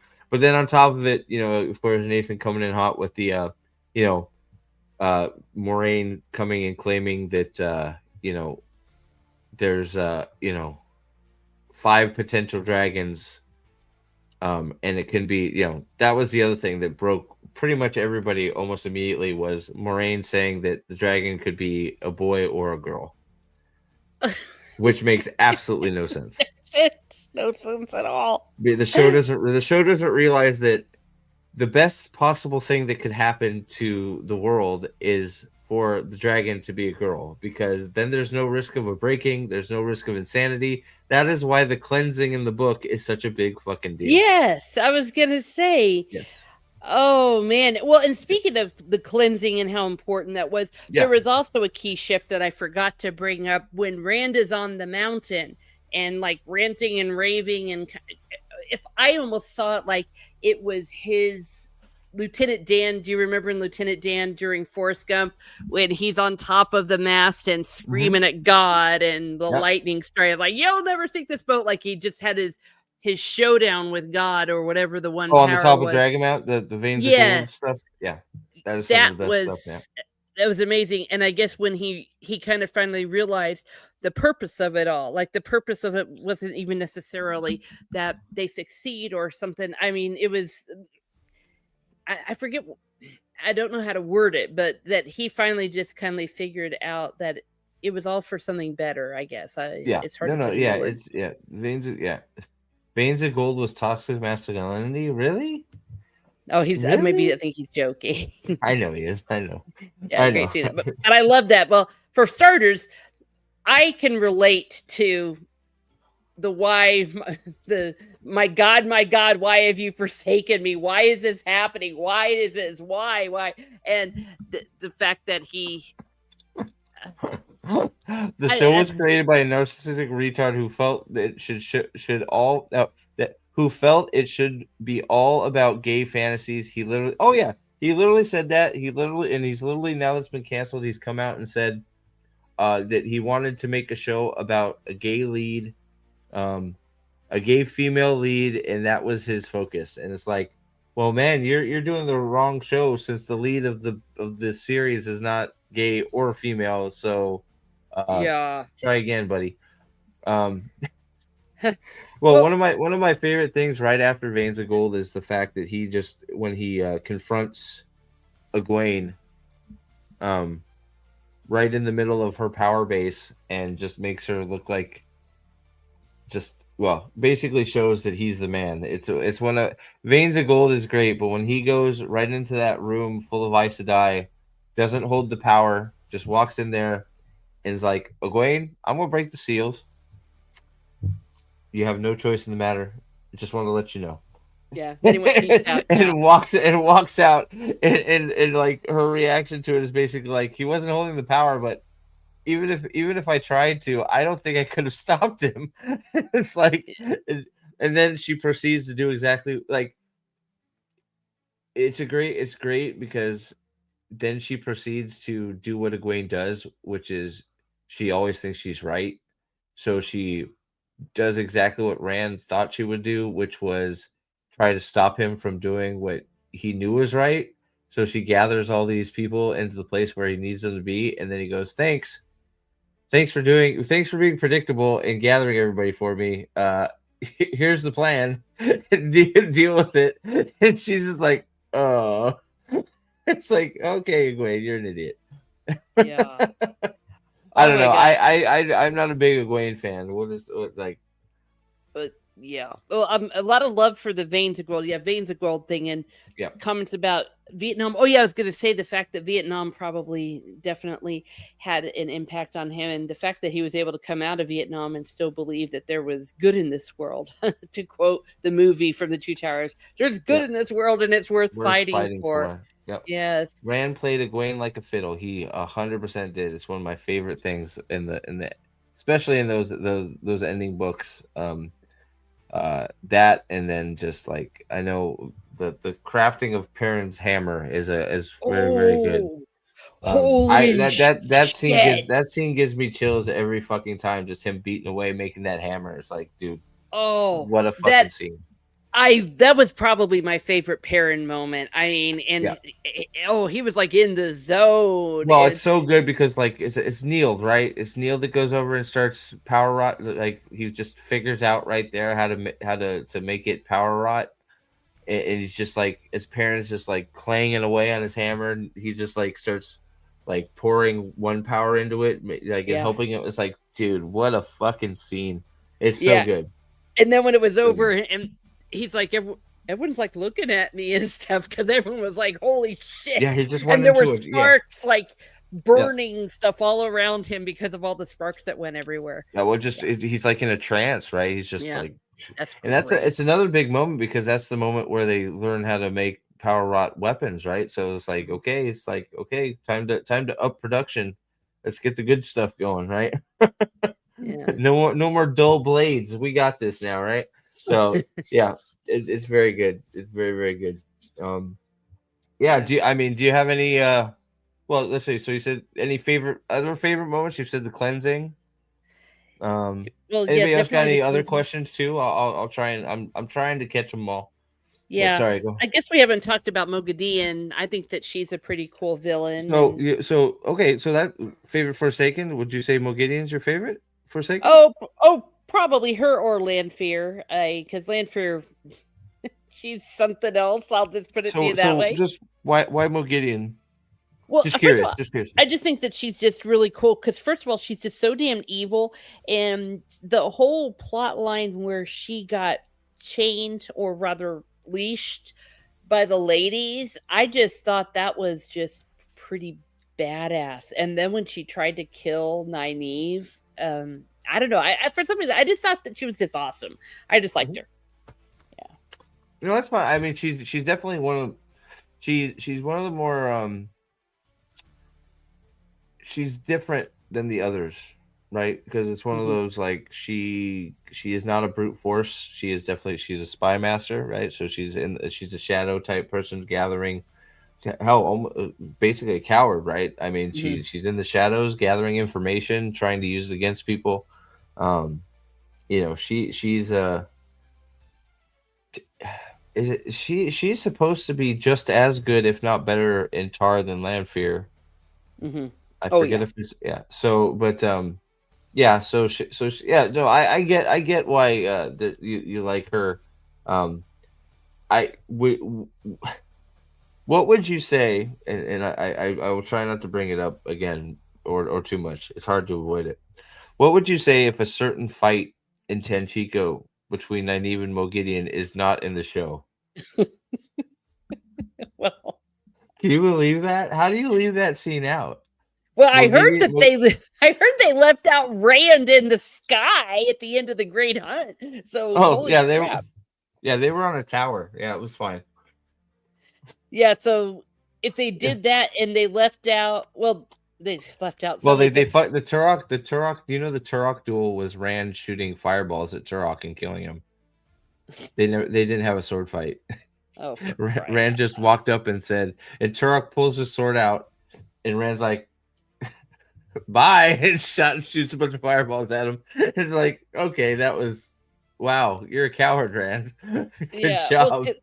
because that whole battle in the sky, I don't, that was like an epic myth moment. I mean, Yes, it was yes. just unbelievable. And I just remember being so shocked as I realized with Rand that it was all in the sky and everyone saw it. I mean, Yep. it was Well, apocalyptic. it's like well, it's also one of those like as Rand's moving forward, the White Cloaks start to win, right? So one of those Mhm. like shifting, or the hundred companion, right? It's one of those shifting, you know, as one with the land type deals, right? Like an Arthurian type deal, right? So as Rand is getting the upper hand, so are the good guys. As Balzamon's Mm, getting the upper hand, the bad guys are, or you know what I mean. So it's yeah. it's truly is an epic scene that they completely had no idea how to do and fucked it up. But you Yeah. know, that's the whole series. Well, because they Um, don't understand. They don't understand what no, they it's don't. really about. No, that's Um, exactly right. They don't know. They don't know what they had. They never will. Yeah. it's sad. They will never know what they had and what they fucked up. Biggest That's waste the of worst. money. Well, Yeah. this by having Swan and Egwene, not sorry, Moraine being lovers instead of being best friends. It's like they've never heard of women. Women can be best friends, okay? Look, It can they happen. fooled around in college, okay, and then they grew up. It's fine, Yeah, right? I and mean, yeah, it's a thing. I mean, not that I ever, well, but not that y'all need to know that. But yeah, the whole Pillow Sisters thing, it's doesn't mean you're necessarily lesbian, but it it's wasn't like even part of it while they they were in were prison, right? I mean, they were in prison, and so yeah, it was lonely on the front.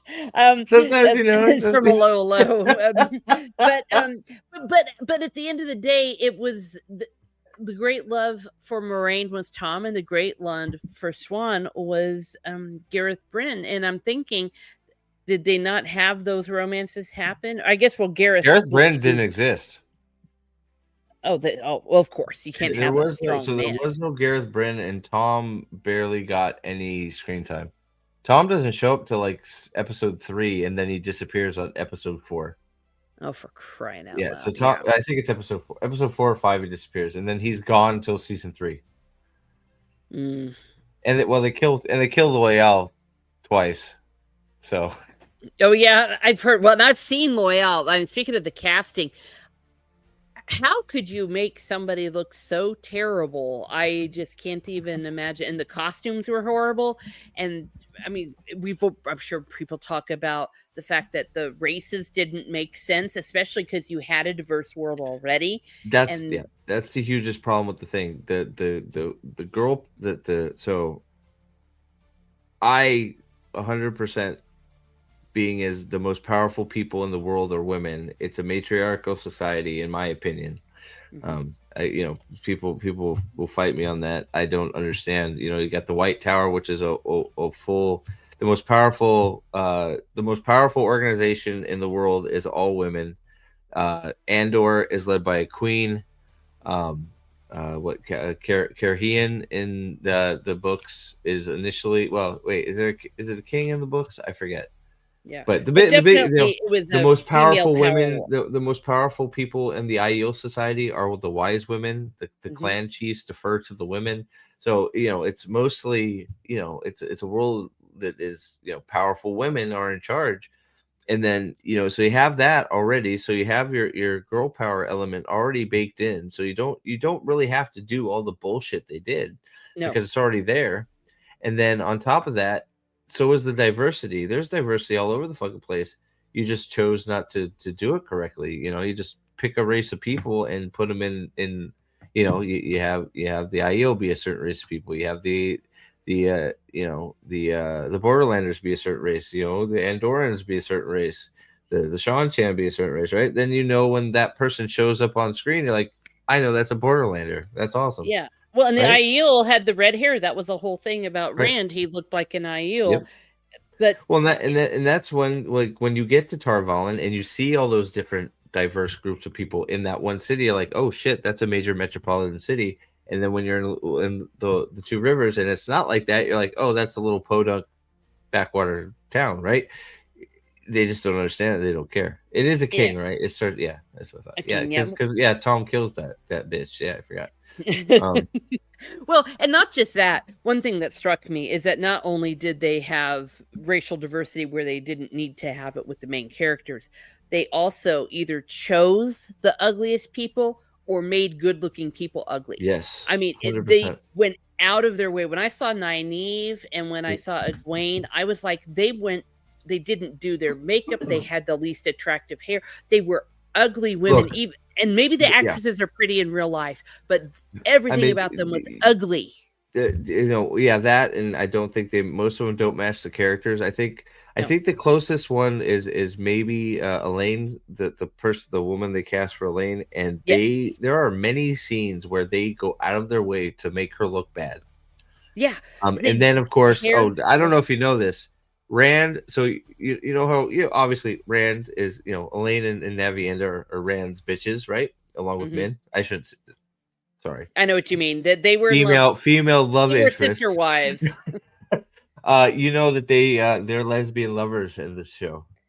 I did see that. That's one of the things that I saw, and I just remember going, "So are they not having it that they're in love with Rand?" No, apparently not. Well, thank goodness we never got there, because no, I Okay. have no But at idea. that point that Elaine and Rand had hooked up though by the well, sorta hooked up. Uh, Definitely they had a well, they skipped came. We Can you believe in 3 seasons they never went to Camelin, not once.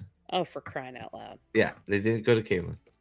In a Yeah. flashback, maybe they went to the throne room of Camelin, but they never went to the city proper.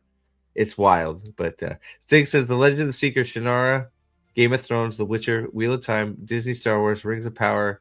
One thing they all have in common: handed by people that ignore the source material. I would take that even one step further. They don't know the source material either. They don't care about the source material. They want to grab a title that has gravitas and has support.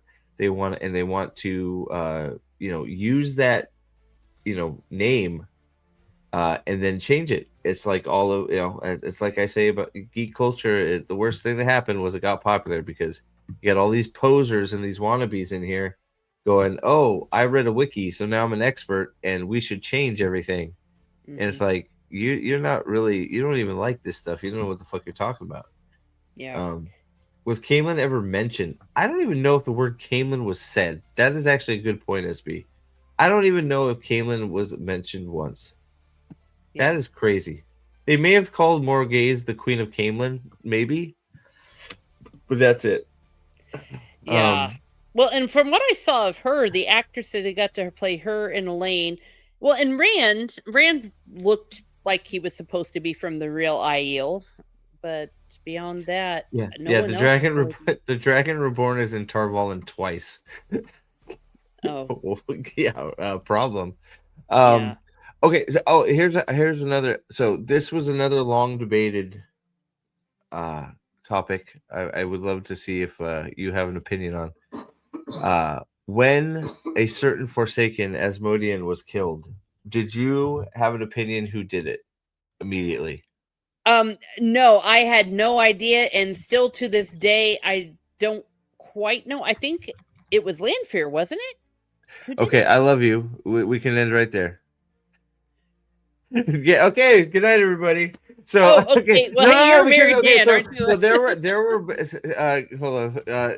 So there were long. So this it was one of the most heated debated topics, at least in my circles, when the books were being written, was who killed Asmodean. Okay.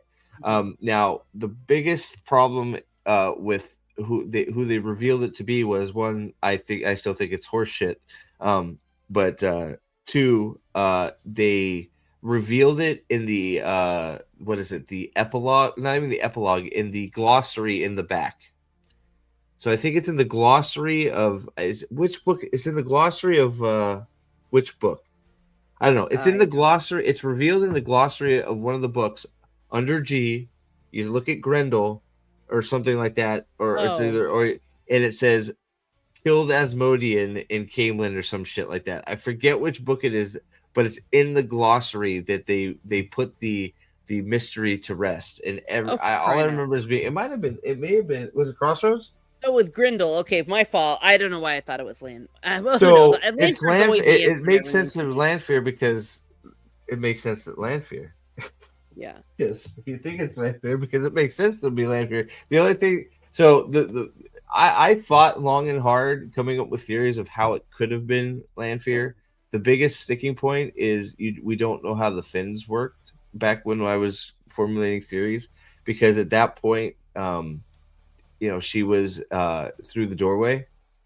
So you have to come up with a way for her to get out of Finland to murder him. Um, and it was one of those things. I remember, Robert Jordan was baffled why everybody was questioning who it was, because his the quote his famous quote is, "It should be obvious who killed Asmodean," Oh, for crying out and loud. it's like, dude, it's only obvious to you because you wrote it. And Grendel, I'm sorry, Grendel is not the obvious choice, since, like, Yeah. apparently her motive was she happened to be in Camelin to set the trap for the others, and she killed him. It's like, wow, that sucks. that was really that sucks. I hate that. Right. So yeah. So I was curious because it was a big mystery and there was a lot of theories. Um I fought the Lanfear battle. Lanfear killed him for a long time. Um and I think those were what Tame was thrown in there in the mix a few times, I think, but I forgot what it was that eliminated him. There was a sticking point. No, it was not more what that killed Azraline. No, it definitely was not Morin. It says it. Which gloss? It might be Towers. Which glossary is it? Because I remember being infuriated because George's like, it should be. It's obvious who killed him. What are you talking about? It's Okay, like, yeah. dude, what? It's like, Mr. Jordan, you're being a dick. Yes. I guess Teek says it was revealed in the book she gets accused of having caused it after two Forsaken blink and you miss it. Oh, that So it's there's also a throwaway line in one of the books too, but it's officially um it's officially like the book before there's a line in the book, it's revealed in the glossary. Because I yeah. remember looking at the glossary and going, "Wait, what?"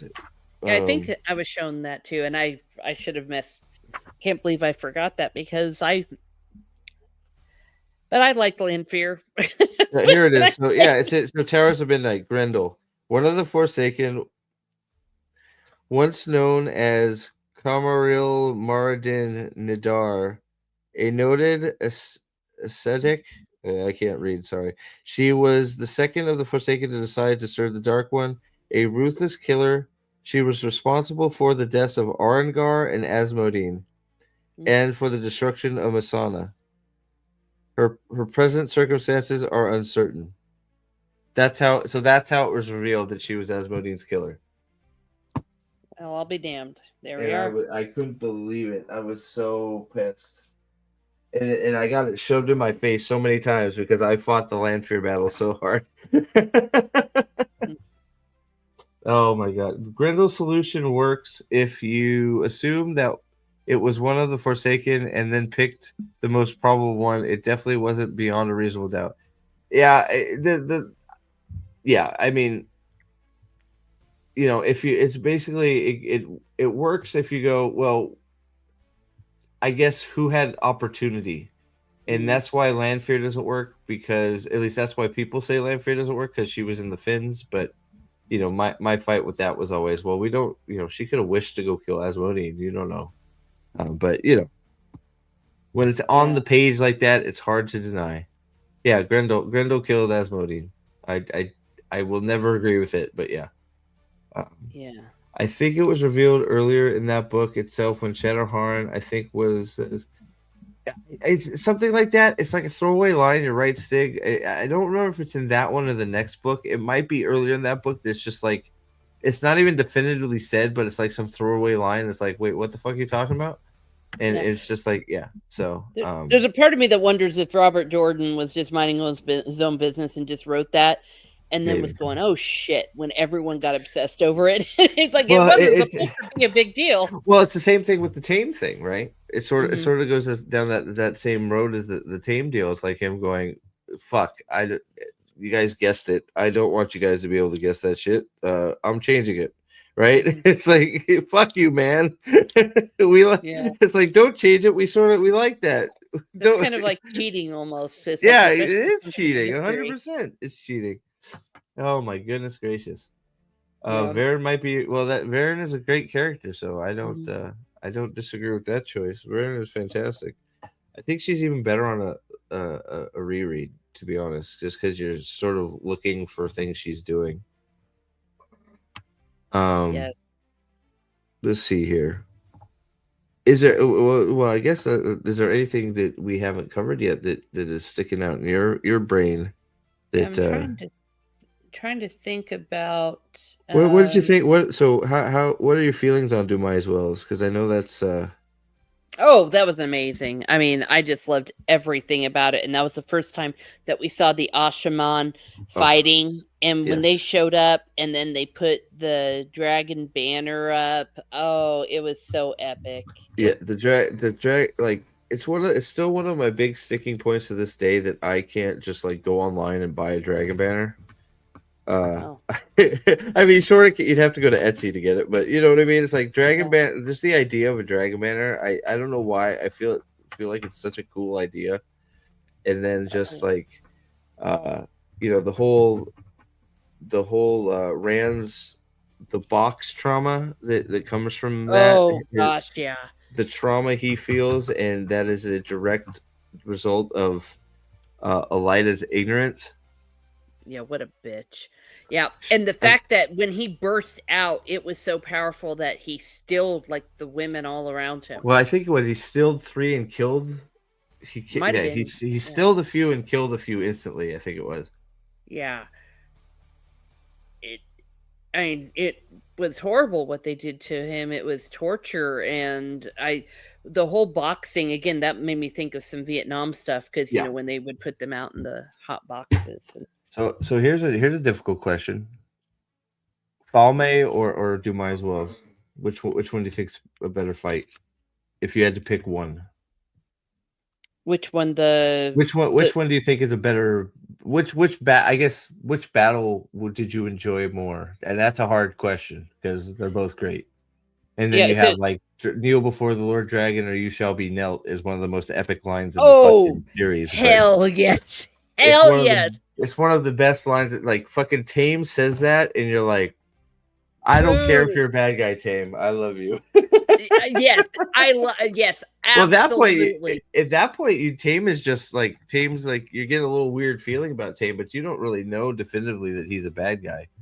So like he No. says that shit, and you're like, fuck yes.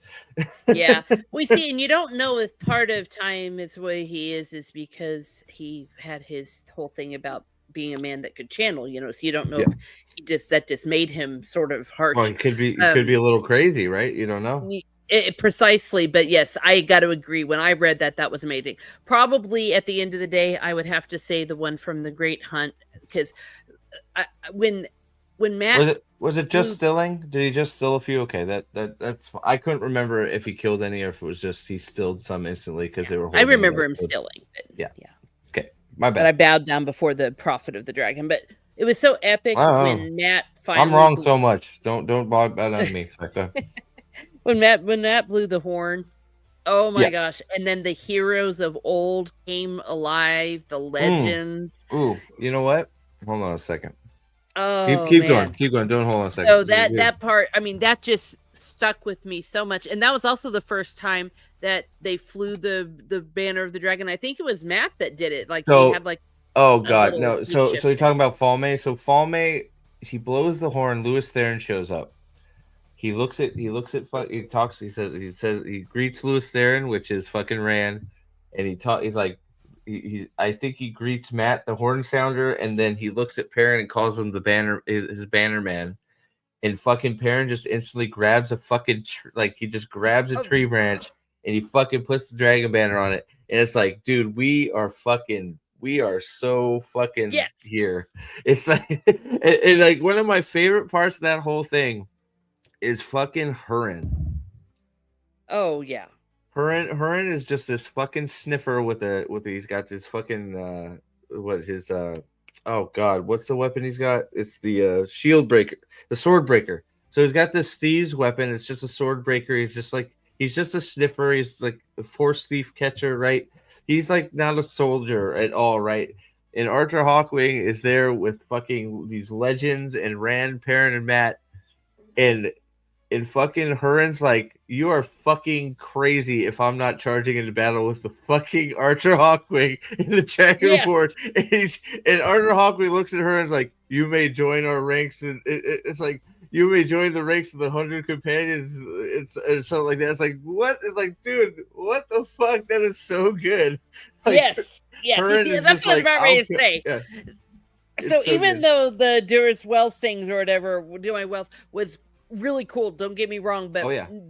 that stuck with me. That imagery, and It was Perrin. Okay, I knew one of them raised the banner, and this how Yeah. epic that was. And you're right. And then the heroes were there, and it's like you can join the ranks of heroes. And then the big battle, the battle in the Yep. sky, that was Yep. just too much. That was just too much Yeah. for me. No. It was So well, yeah, so because cool. Matt's the horn sounder. At that point, Perrin's is Bannerman, and they, like just like well, hell, it's one of my intros. I have that have the animation of it because it's just too cool. Just thinking about Perrin just getting that tree branch and okay, I guess I'm the Bannerman. Let's fucking do it, right? And it's just Yeah, like they just it's like there's no questioning at that point. Rand is the man, and fucking they're like, okay, we're doing this shit. We got to save some lives, right? And they go for it, right? exactly. And We're gonna be it's heroes if just yeah for one day. yeah exactly. It's so yeah it's yeah and oh god it's one of those Oh, moments that's sort of undescribable, right? And it's just like yeah, it just but brings me chills just thinking about it.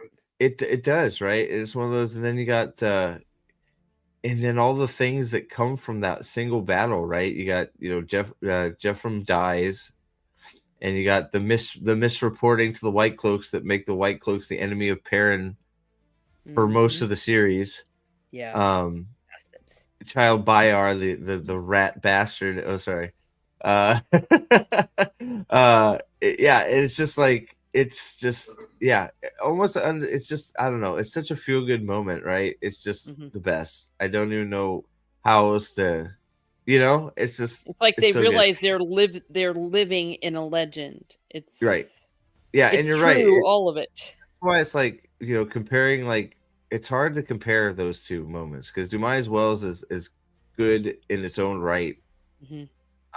but in the what it ran I just ran breaking out of the free and just like fucking an Ashaman kill and Thames lines and then just the fucking the Mhm. blossom no they're not whatever fire spell they're doing that's just destroying shit just the pure carnage that the Astroman unleash. It's just like fucking L, right? It's just Oh, but yeah. then just the meaning behind, and then you have the Falme fight, which is it's not that brutal, but it's a different, Mhm. right? Yeah, it's different. You can't Well, really compare the 2. Yeah, you're yeah, right. they're two different, completely different battles, right? So it's like Mhm. you can say they're battles, but like calling them the same is you can't, right? Because No. they're just so different. Um, I'm looking for something real Yeah, quick I heard here. that they completely ruined that moment too in the show, that I'm they gonna just I'm didn't gonna do any of it right. dude, I'm gonna show you something that's gonna shock Oh. you. Uh-oh. Okay. Oh, Oh, that's Perrin the Axe Murderer. Sorry. mhm. Did you know that Perrin kills Jeffrey Bornhold because he kills his dog? Oh, sorry. What the hell? Well, I do know that Perrin kills his wife that he wasn't even supposed to have. Let's see how my internet connection is doing here. Let's see. So this is Oh, Perrin. This is Perrin getting mad. So Perrin gets mad that his dog got killed. okay. So he comes out here with an axe. That's Jeff from Bornhold right there in the white hair. Oh! What the hell? He just murders Jeff from Bornhold he smacks him from behind. I was gonna say, are they trying to make their own John Wick moment? I guess with the dog dying. That's just I have no fucking clue. It's like it turns Perrin into a murderer. It's crazy. And oh like that is people were going nuts going, "Oh, he's picking up his axe. He's picking up it's like and then he drops the axe anyways. It's like, yeah, well, you guys are uh fucking idiots. And then here this is what I really wanted to show you here. oh So, boy, here you go. it So, drains. this is the best part. You're going to love it. All right, here we All go. I'll right. bring it back up. This is the best scene according to all the shills here. Here we go. All right, here it comes. There's So Anakin not Skywalker. so there's Rand on Oh, his knees again. So Rand is on his knees all the time. Oh wait, I skipped it. There it is. Okay. So he runs up some stairs. Oh, sorry. Oh, We there gotta he get. is, We got. Psycho Perrin. Oh, here we go. So that's the horn. That's the horn of Valir right there in his hand. That Tide Pod bottle. It's a Tide Pod Did bottle. you see it? Well, look at him. I mean, Matt's supposed to be good looking and I don't cool. That is not a cool Yeah. dude. So you see this? So that's the horn of Valir. So this is the army he's gonna blow the horn of Valir to fight. All 10 people. Yeah, exactly. It's like 10 It's people. a reenactment. I've seen more at a reenactment in a park than It's they're fucking LARPing. It's like yeah. what It's is a Ren beeping? fair. Yeah. So he's trying to get to Rand apparently. So these Shan Chan are in the way. These are Shan Chan, by the way. Oh. Well, she hasn't seen this. She has to see it. So he's like, Yeah, "Oh okay. no, I'm gonna have to drink this tide and kill myself." It's okay. This isn't ruining anything for me, people. Because it's so different from us. Yeah. Oh, show the Ashendari. So you know Matt's famous Ashendari weapon, the spear. You see that this bedpost? He made it out of a bedpost in the Shadow Logoth dagger. Wait, is that what that's supposed to be? Yes. Oh, I'll show you real quick after he does this. He's gonna drink the tide down. Here. Oh no! All 10 guys are charging. It's Ren fair crowd. Drink the tide. he rips out a fart. I was gonna say. Wow. Now, if I'm right, this is the one that Brandon Sanderson actually was like, I can't believe what I'm seeing. So in that reaction. this is, but honestly, low key, this is Sanderson's fault because I remember Sanderson said that. So I remember his quote was basically what Sanderson said was they were going to do this episode. They were going to do the Great Hunt without the Horn of Valir. Oh. And he said, "How are you doing the Great Hunt without the Horn of Valir?" So they've instead of not doing it, they did this instead, which is probably worse. Okay. So wait. I think that scene wasn't planned by Rafe. Sanderson fought for it to be added. Right, exactly.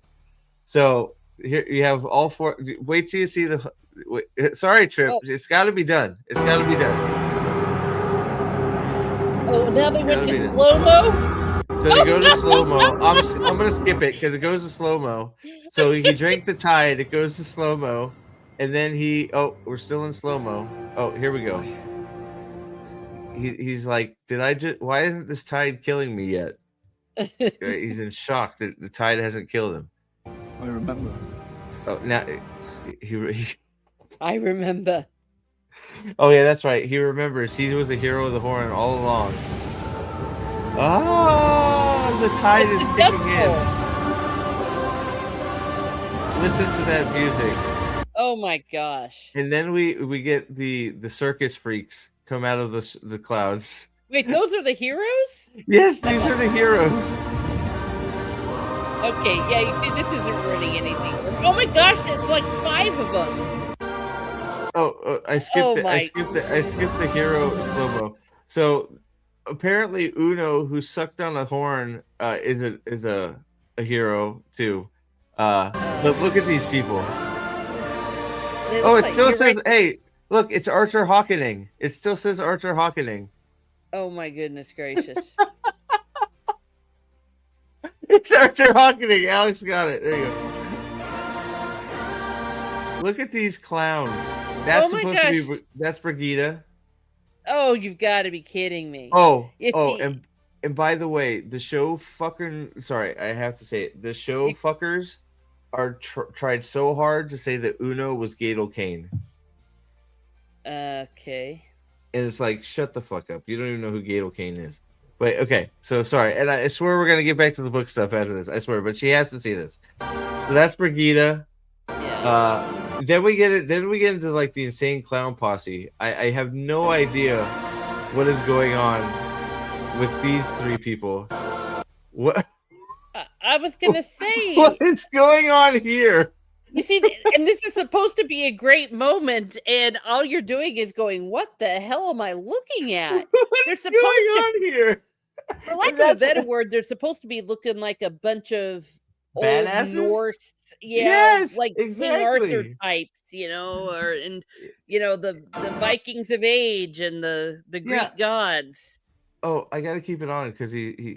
So so that's half of them, and then here's the other half. We got Aquaman's over here with his trident. I Oh, the what diverse a, gods or diverse heroes of the ancient world. But I it's don't even know what they're wearing. I mean, I it's not don't a know. He's like yeah. he's literally Aquaman. He's got a trident. Yeah, you're right. He is. He looks like Jason Momoa, and then he's I this guy's got his little pocket sword, whatever the fuck that is. Like like who did this and why did they think this was good? yeah, and then the music is making it sound like it's Oh, supposed to be something awesome. and then he has to tell us all what they are because we have no idea what the fuck we're looking at. And then here's the best part. Here it comes. Fight with us once more. Here. Oh, did I skip it? Here it comes. Oh, by the way, that's the Ashendara right there. You see that? Of course. What the hell? Here you go. Are you ready for ultimate cringe? Sure. Yeah. Real life circus right there. Yeah. Timo Momoa. Here Oh we my go. goodness. Cover your ears. Here it comes. Oh, we got to get one more slow-mo in there. Sorry, I forgot. Oh my.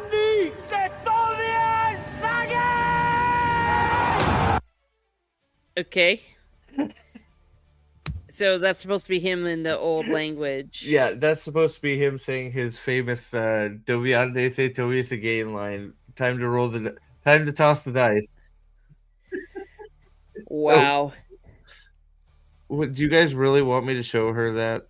I will if you. Oh, yeah. Oh, wait, men. Yeah, I heard that they're racist again because if someone's men, then she obviously has to be Asian because. Yeah, Min is Asian. Oh, here's a good one. I'll show you this real quick. Not Binky. Here you go. You'll like this. Here he is, Anakin. You people did this to her. Yeah. Oh, he's mad at Turok because Egwene is in a collar. Heron Mark's sword. Let us see what is required to earn the Heron Blade on this side of the ocean. Are you ready for an epic sword fight? I was about ready to say, sure. Is that Freddy Krueger? No, that's Turok. That's Turok the dinosaur hunter. All right, that's Turok. My God. That's High Lord Turok with whatever the fuck he's wearing. Yeah. All right, here we go. Let's pose and make grunt noises. They think all those sword things are cool. That's ridiculous. How is he gonna fight with those nails? By the way, did you see that? Yeah. I told you it was like. Oh, besides his his Freddy Krueger stuff going on. All he needs is a sweater. Like, look at it. Yeah. It looks so dumb. Oh, here we go. Oh, you're all dead. He just fucking kills them all. It's crazy. Sorry. Yeah. So like, talk about a complete non-understanding of what the fuck you are doing. No. Oh my gosh. They have that was such a to do that so for you to be carrying around your father's sword, right? So you're carrying around a Heron Mark blade, your father's sword, and you do the most cowardly thing you could possibly do, which is you just murder a guy that wants to prove his mettle against another master. You just murder him. It's like, wow. Where is the Ashendari in the last episode too? It is. Oh no. I gotta show you this, and this is it, I promise. Yeah, and that's where, of course, they end the whole thing because the show got canceled, and we wonder why. Okay, this is the last thing I promise, because somehow I predicted this, Teresa. All right, you can ask chat. They were here for it. First, actually, where did all the money go? I've seen more extras in Hallmark movies than the show. By the way, Netflix pressed charges against the showrunner for fraud. Oh, nice, excellent. Sony, let's do it. Yeah, you're right. Where did the money?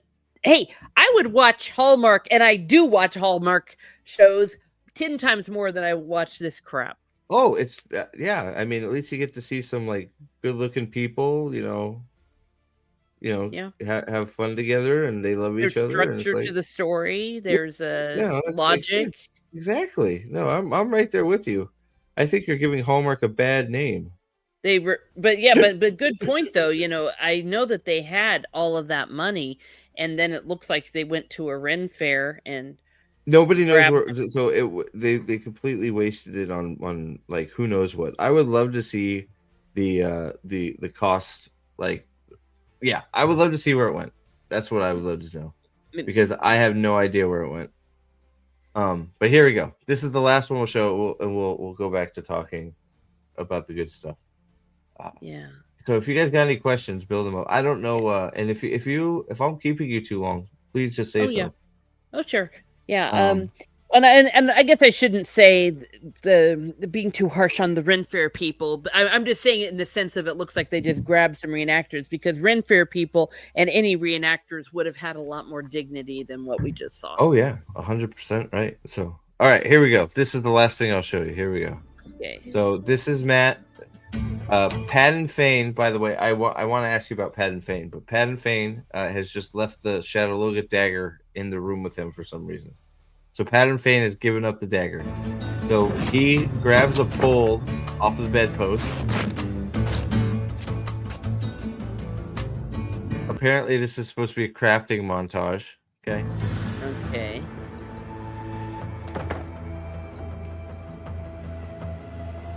Yeah. What's he doing? Oh, he threw the shadow. That's supposed to be the Shadowloga dagger, by the way. Oh, okay. Okay, so that's the.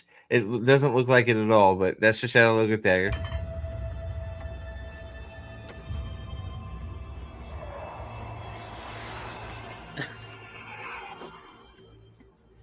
All right, so he's tying it on the thing there.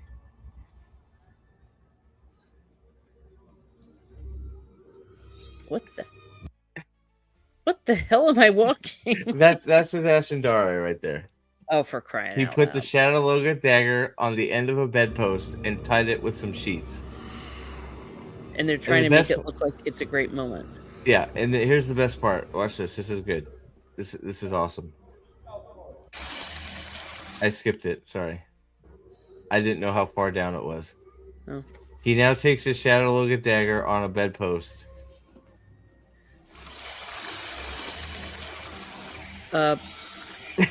It's a key? He melts the door lock. Oh, okay. Why? Okay. Because I don't know. Because they need to get him out of the room. I have no idea. But Okay, yeah, it's like a really, lightsaber. really, really bad. So that's just like touching. That's just touching the surface. I'm making so for the worst finale debate. I'm I don't know. Season 2 is pretty bad, guys. Show her the fan made short about Rand channeling for the first time, even if I don't watch it. I didn't know there was one. Mm. Why am I getting pinged for? Must be discussion going on somewhere. Sorry. Discord keeps pinging me. I'm like, what is happening? Oh, gotcha. So, but oh yeah, that's true too. I forgot. They open the Horn of Valyr chest with the Shadowloga dagger. They melt the box. I have seen that one. I probably have. It's a fan made. I don't know. Huh. But so I did want to. How did you feel about Patton Fane and how he ended, like the end, his treatment at the end of the series? It was too abrupt. He was gone forever. I remember even forgetting about him. Yeah. And then he just kind of shows up at the end, and it's like, oh my gosh, it's Patton Fane, and that's it. Yeah, no, it's one of those. I think that's one. I think if a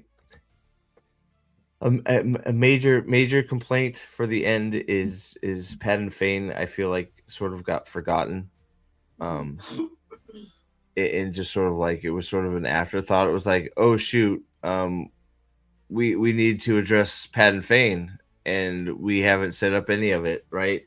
Mhm. And yeah, it was. Is that what? Is this the? Oh man, this is. I can't watch this whole thing, but Yeah, it was very poorly done, in my humble opinion. But even before Sanderson got his hands on it, I think that Jordan, to me, it appeared forgotten about him. It was like, where did he go? yeah, it's after what Crown of Swords is. Crown of Swords where he gets the second. He gets the dagger wound, I think, right? I think where Patton Fane jumps out of the fog and Nice ran, so he's got the Oh two yes, he has different the wounds. extra one. Right. Yes. So this is I linked it. This it's a 27-minute Flight from Shadow. It's a fan made film of Rand of the beginning of Rand's first channeling.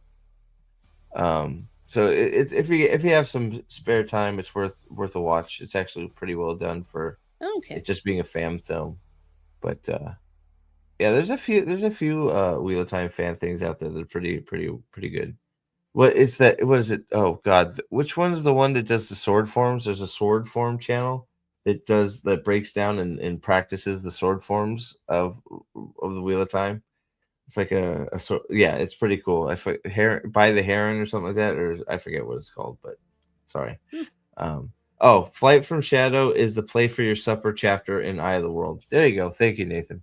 Alrighty. Well, here I'm So gonna make sure I put this in my yeah. history here. Sorry, I'm all over the place. No, we're all good. Well, like I said, this is the Wheel of Time ADHD stream because, like, Yeah, I, we're all over the place. and we'd even planned it this way. It was like we're just going to talk about it in general because, maybe I will be going into more detail, of course, on my channel. But of course, I am more than happy to go into detail with anybody, because I just love it so much and I enjoyed it. You see, I felt like I was just living with these characters. And as I got toward the end, I had this great sense of almost melancholy because I'm like, once it's done, it's going to be done. And you're not going to be able to get back that first experience of reading through something like this for the first time. So I was very well aware of how exciting it was to be finishing up this series and to be experiencing it for the first time. Yeah. Because. Yeah, no. Well, there's so much. There's so much to talk about, right? It's everywhere. And yeah, Chris, you're right.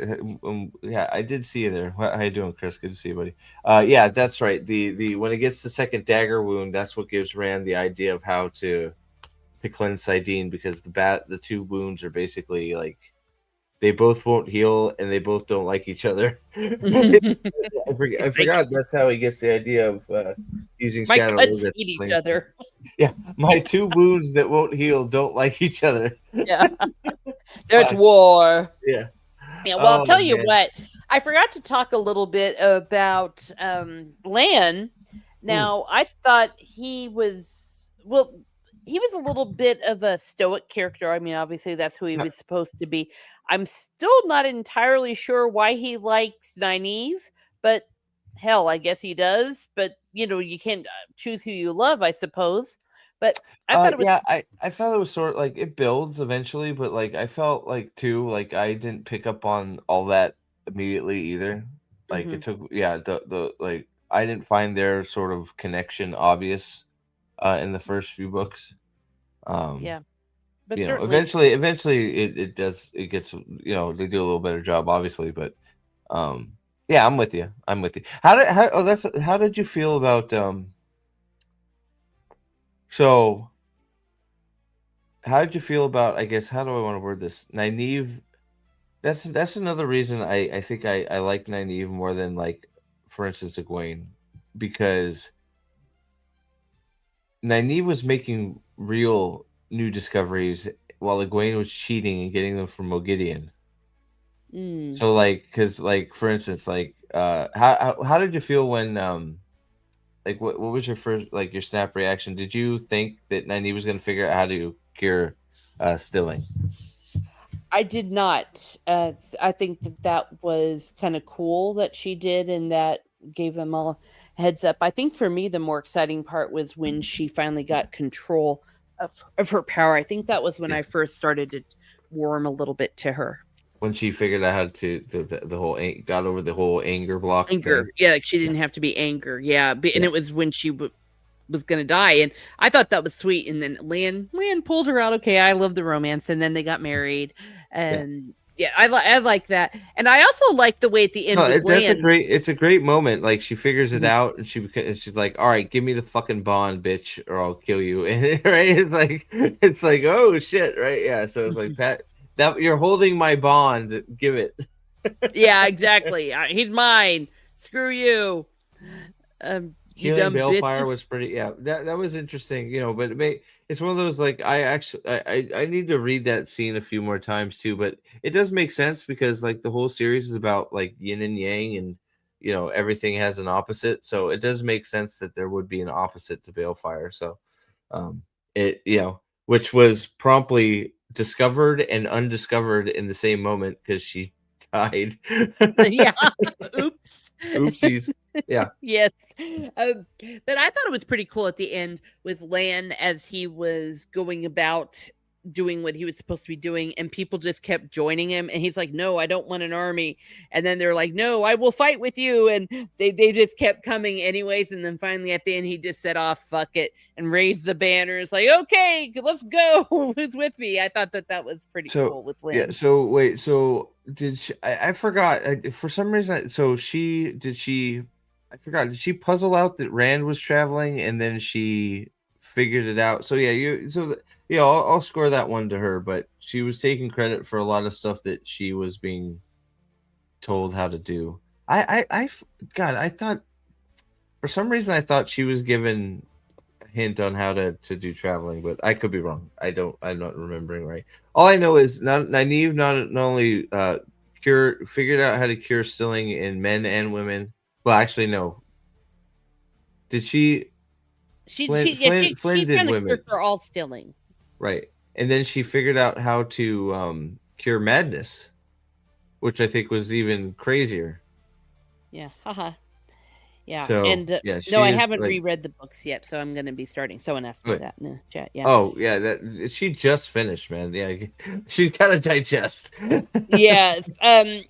But see, Moggy showed them Yeah, traveling. Oh, Mogadine. I thought Moggy showed them basically.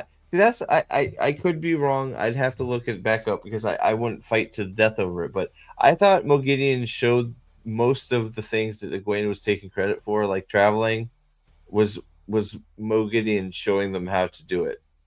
Gotcha. Yeah, I But don't recall. Yeah, there's so much. Egwene discovers traveling herself.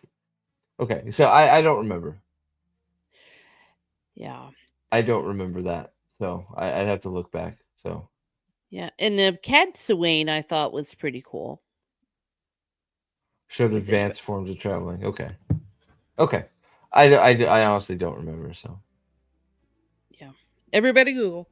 Yeah. So and I thought it was cool that she ended up being the ambulance seat at the end, and she was like, "Oh no," she didn't want to be it, but she knew that she had to be. So yeah, I thought she was good, and the idea that there was I, this kind of older think Aes Sedai. I think that's the best Egwene stuff is when like she sort of turns it against them. They want her to be a puppet, and she basically turns it on them, like turns it on their head, and it's like, basically shows that like I'm more capable than you think. So I think that's some of the best Egwene stuff in there. Um, the big thing that bothers me about Egwene, and it might not bother you as much, but the thing that bothers me about Egwene so much is that she drinks the Aes Sedai Kool-Aid like fully and completely, to the Mhm. point where she forgets like, Rand was her boyfriend and friend for growing up, and Ah, basically is just like, Rand, I know what's best for you. It's like, Egwene, you don't know shit. yeah, It's like what are you like? You're telling me that the Aes Sedai know what's best for me. I know that you know jack shit. So what are you telling me? Like, you yeah. know what I mean? It's like, Well, yeah. So yeah, those, she did become full on Aes Sedai because they all had that arrogance yeah, about them. 100%, 100%. Yeah. Yeah. Yeah, but I Um. was also talking about Cad Swain, if I'm saying hmm, her name correctly. That Yep. the old Aes Sedai, and then she was very reluctantly made. That she was going to be made the Amaranth. I Yeah. thought she was cool, and I also like the idea about the runaways. I forget, like the knitting circle. Wasn't that what they were called? The kin. The Yes, kin. the Yeah. kin. That and it makes sense that if the Aes Sedai were being as fussy as they were and not letting women pass, or people that failed, or women that they didn't even just accept, it's like, well, what were they going to do? It makes sense that they would have like a secret society for women that got rejected by the tower. No, I think that's again, those are some of the wins for Egwene. Is like she, the age restriction, especially in a time, you're in a time of war, you need as many people as you can get, right? Especially with your numbers dwindling. So like the age restriction abolishment, and then folding the kin into the Aes Sedai structure, sort of. I think those are both smart moves. I think Egwene does a lot of smart things. She does some really stupid things too, but it's mostly just I think her just fully fully becoming Aes Sedai, and that Aes Sedai arrogance sort of taking over her whole personality, which is like, it's sort of like pushing, makes her one of the harder ones to sort of, at least for me, to absorb. But by Ulysses, she went straight to the top. I mean, it's basically like a novice in a monastery all of a sudden being made the Pope at 18. I mean, that's kind of like what happened to Egwene. So absolutely. That some of it had to kind of like, I'm like the Emerald Seat now. That that it would, you would get some of that, not just the Aes Sedai arrogance, but getting the power quickly.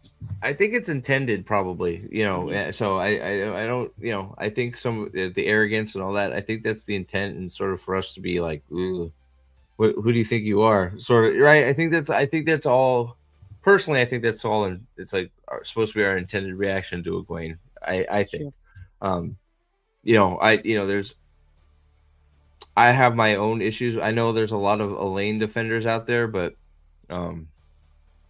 I have, I still think Elaine is sort of terrible, at least for part of her succession war that she created by herself, and could have ended in a day if she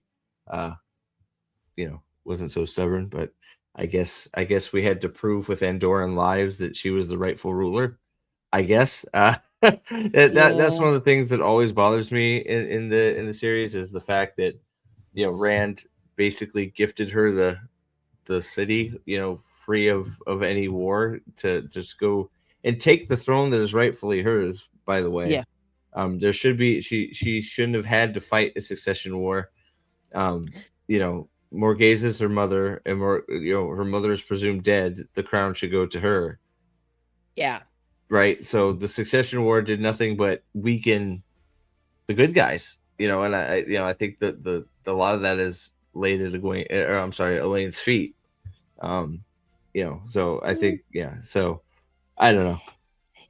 I thought it was kind of cool. Well, in that little battle thing that she had, that was one of the last things that Jordan wrote. It was at the end of the 11th book. I Night for Dreams. I like that.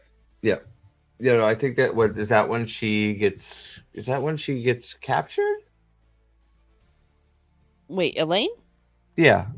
I know. I know there's a point where she gets captured. She gets captured. She almost gets captured, and she almost. Yeah, it didn't last too long.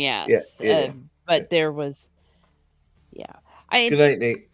I guess deep down, I never quite bought that Rand liked her, or that Rand might have liked her a little bit, or in him, her and Aviendha. Maybe unpopular opinion, I don't care for Aviendha. I was like, whatever. I don't think that's an unpopular opinion at all. I think that's sort of Elaine, you get some of that stuff with them, hooking up a little bit in the Stone of Tyr and all that. So, the first meeting sort of thing, you get some of that. Aviendha, I'm not a big Aviendha person either. I found her a bit annoying, but I actually don't know the general opinion of Aviendha in the fandom. She's just sort of a nothing burger to me. She's there. She's gonna have a bunch of Rand pups. That's all I know. She's gonna have them, and then of course Elaine does. Min, we don't quite know, but again, I'm just a men fan. Do you Yeah. know why Robert Jordan wanted to have the 3 wives? Oh gosh, man, somebody said something about it in, I think it was Black Kane said something about it in chat here. I think it's another, The it works into another mythology. I don't know if Yeah, it's, but why? I I don't mean, know. because part of me is like, just choose one. I I Yeah, don't I don't know. I guess maybe because they're all supposed to be, I don't know, they're all connected to him in a different. I special way. don't Maybe know. they're supposed to make his babies. I mean, who knows? Who Maybe knows? he's just like making more dragons. I don't know. It's one of those what's up, Sven? Thanks, buddy.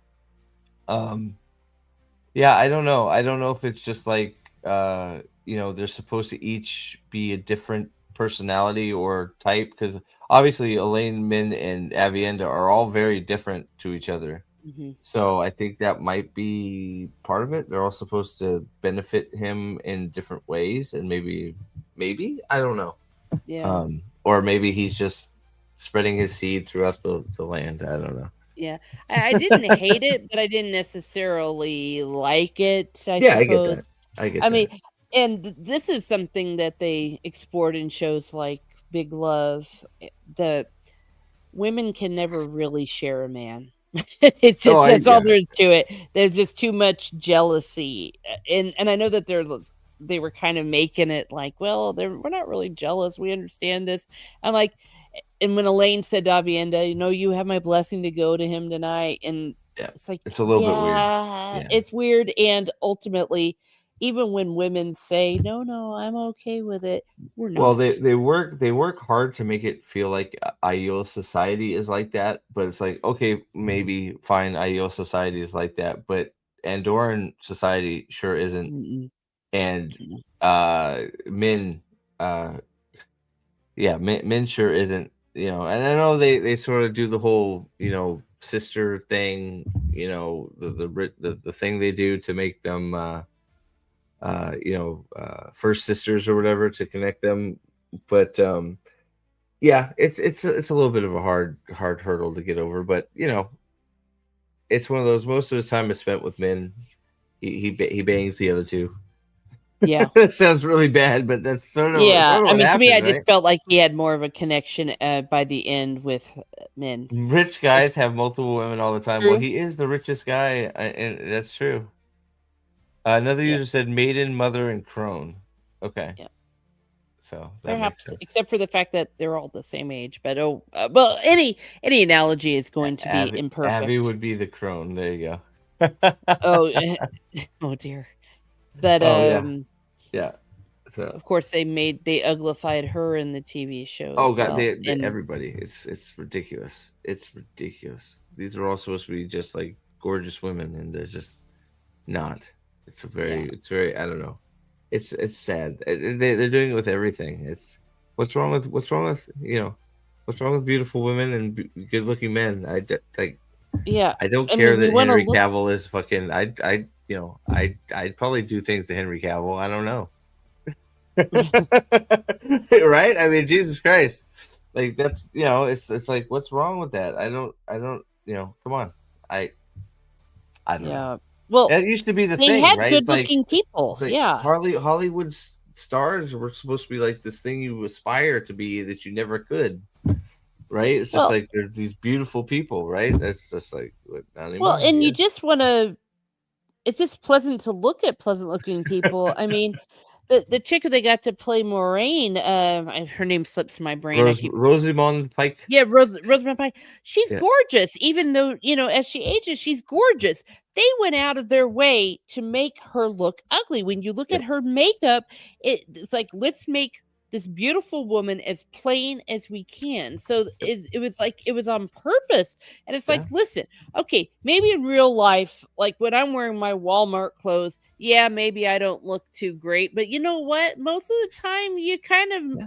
look after yourself. Like, it was like they were all in the equivalent of their "I'm going to the laundromat" clothes throughout the whole show. Yeah, no, it's interesting. Just like I have just the way I have trouble with anything Rosamund Pike is in now. Just Oh, from Yeah. her, not only just her portrayal of Moraine, but also her just attitude in interviews and shit about this. She basically, if you ask her about Wheel of Time, she created it. She's the best thing about it. Yeah. Like she's just like just I don't Ego. know. She gave off this arrogance, and it's just like now that's all I see. So like I don't disagree with you. Like some of the stuff when she was, other stuff, she's very very pretty woman. Now all I see is that attitude and that just Yeah, the I don't know. worst thing that ever happened was us being able to get more access to these actors through Yep, interviews I and social agree. media. Yep, It we was we know, better yeah, back in the day when all you the had mystery, were, yeah, the mystery. the So, mystery you of know, we knew most actors are assholes. I know that. I work with them, but you didn't. You don't need to know that, and it's like we don't Lan need to is a know. Lan is a Korean pajama wearing ninja that wields a Japanese katana. I know, man, it's crazy, right? Oh yeah, Is that's the other Pike thing. Yeah, they have a guy called Lan who is good with swords and he's a warrior. Let's make him a samurai. and he doesn't do any sword fighting. Oh, he doesn't. Not Oh really. my No, gosh, he that's just terrible. he gets beat by Avienda in a duel. Oh, for fuck. Yeah, exactly, right? Yeah. Is Pike narrating the books? So she narrated 4 and then they canceled them along with the show. Thank God. Ah, well, yeah, I've been told to be weird that when I get it Yeah. from Audible, not to make sure Yeah, that I don't. get the Michael Craner cat writing ones. You don't get hers. It's for you have a legion of people kissing her ass. I've listened to snippets of it. It's not good. She does not do a good job. Um, yeah. So Daniel Green took a nosedive with Brown. Yeah, no, yeah. Well, he sold out when they flew him to London. So but not paid. They paid for everything, but they didn't pay for his review. But whatever. Yeah. So well, we've been going for about 2.5 hours. Is there anything we haven't touched on that you wanted to touch on, or is there any quick questions? I No, I don't want to keep you all night. yeah, well, yeah, we probably do need to be winding down. No, I mean, I've loved this because, like I said, this is exactly what I wanted to do. Just talk about it and go into my first thoughts about it and the Yep. excitement about being finally able to share and not to have to worry. I would put on your stream and wave and stuff, but I'd always make Yep. sure that the volume was down just in case I Yeah. got a spoiler. So I'm just so happy to be done with it, and it's just so Yes. good, It so feels good. good, right? It's like, hey, I'm in the club now, right? It's Yeah. well if I do any tier lists or anything like that, book related, I can easily send you an invite because you're in the Yay! in crowd now, right? So Yes, I would love to. Yes, yeah, I just want to talk about this, and of course, I've got some stuff coming up on my channel. Like, I'm going to be doing my personal cast, my headcanon there cast you go. for the show, and I've been putting that together. And of course, I'll be going through some of more of the book reviews and just anything else the hell I want to talk about because I can. It's all done. That's a great, that's actually a very good idea. We talked about it sort of like sort of not seriously who would we cast in certain roles, right? But I think Mhm. that's a great exercise to do, especially for you who haven't watched the show, sort of going in fresh, going, "Hey, this is who I would cast," right? So, um, yeah, I think that's a cool idea. So I linked Teresa's channel there, so make sure that you're subbed to her and Thank you. keep an eye out for any of that stuff. Um, and the cool, there's always more on the table for Wheel of Time. It's crazy the amount I talk about it.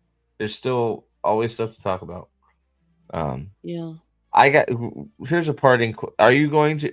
So now that you've read the whole thing, are you going to? Are you going to brave parts of the show, or are you gonna just completely ignore it? I think I might. I'm dreadfully curious, but I can imagine myself doing something similar to what I did when I watched the Rings of Prime. I was watching it with Oh the sound God, yeah. off on the treadmill with the subtitles because I just couldn't stand it. So I could see myself doing that to get the gist of it. Well, I It know just looks so awful. it God, you don't even know the half of it, because I know me and Dane are talking because we got a few things cooking with the show stuff. I know I've we got the idea for or I got the idea to do like almost a because there's this thing going on right now where the actor, well, mostly Rosamund Pike, is out doing media for Now You See Me 3, and Uh, they keep the news media keeps dumping all over season 1, saying season 1 was not very good, but season 3 is really hitting its stride, and it's a shame they canceled it, right? So I just find it really interesting that they're busy dumping on seasons 1 and 2 and propping up season 3. So I got this idea to because I think season 3 may be, arguably, there's like maybe 10 minutes that are book related, which are not bad. But I heard. it's crazy. There's like 10 minutes that might not be, that is somewhat book close. So they've taken that and us saying that to go, oh, it's the best, right? So I got this idea to try and moderate a few groups of people who are going to argue which finale is the worst. Oh, And they're all pretty bad. I mean, you saw part of the season 2 one with the Heroes of the Horn there. I guess that's what the we're calling freaks them. of the horn. Yeah, right. So we're gonna be watching. We're gonna be talking about that and debating which one's the worst. And then somewhere in there, me and Dane are gonna start a full rewatch because we're crazy. And second, I sort of want to objectively come to the decision myself, because I honestly think season 3 might be the worst season. But I sort of want to figure that out for myself and try and be as fair as I can. Because man, they're all bad. Was season 3 good at all? No, Aaron. Season 3 was fucking shit. There was like 10 minutes in episode 4, which was pretty good. If we're being honest, like part of it was supposed to be Rand's trip through Roydion, some of the visions.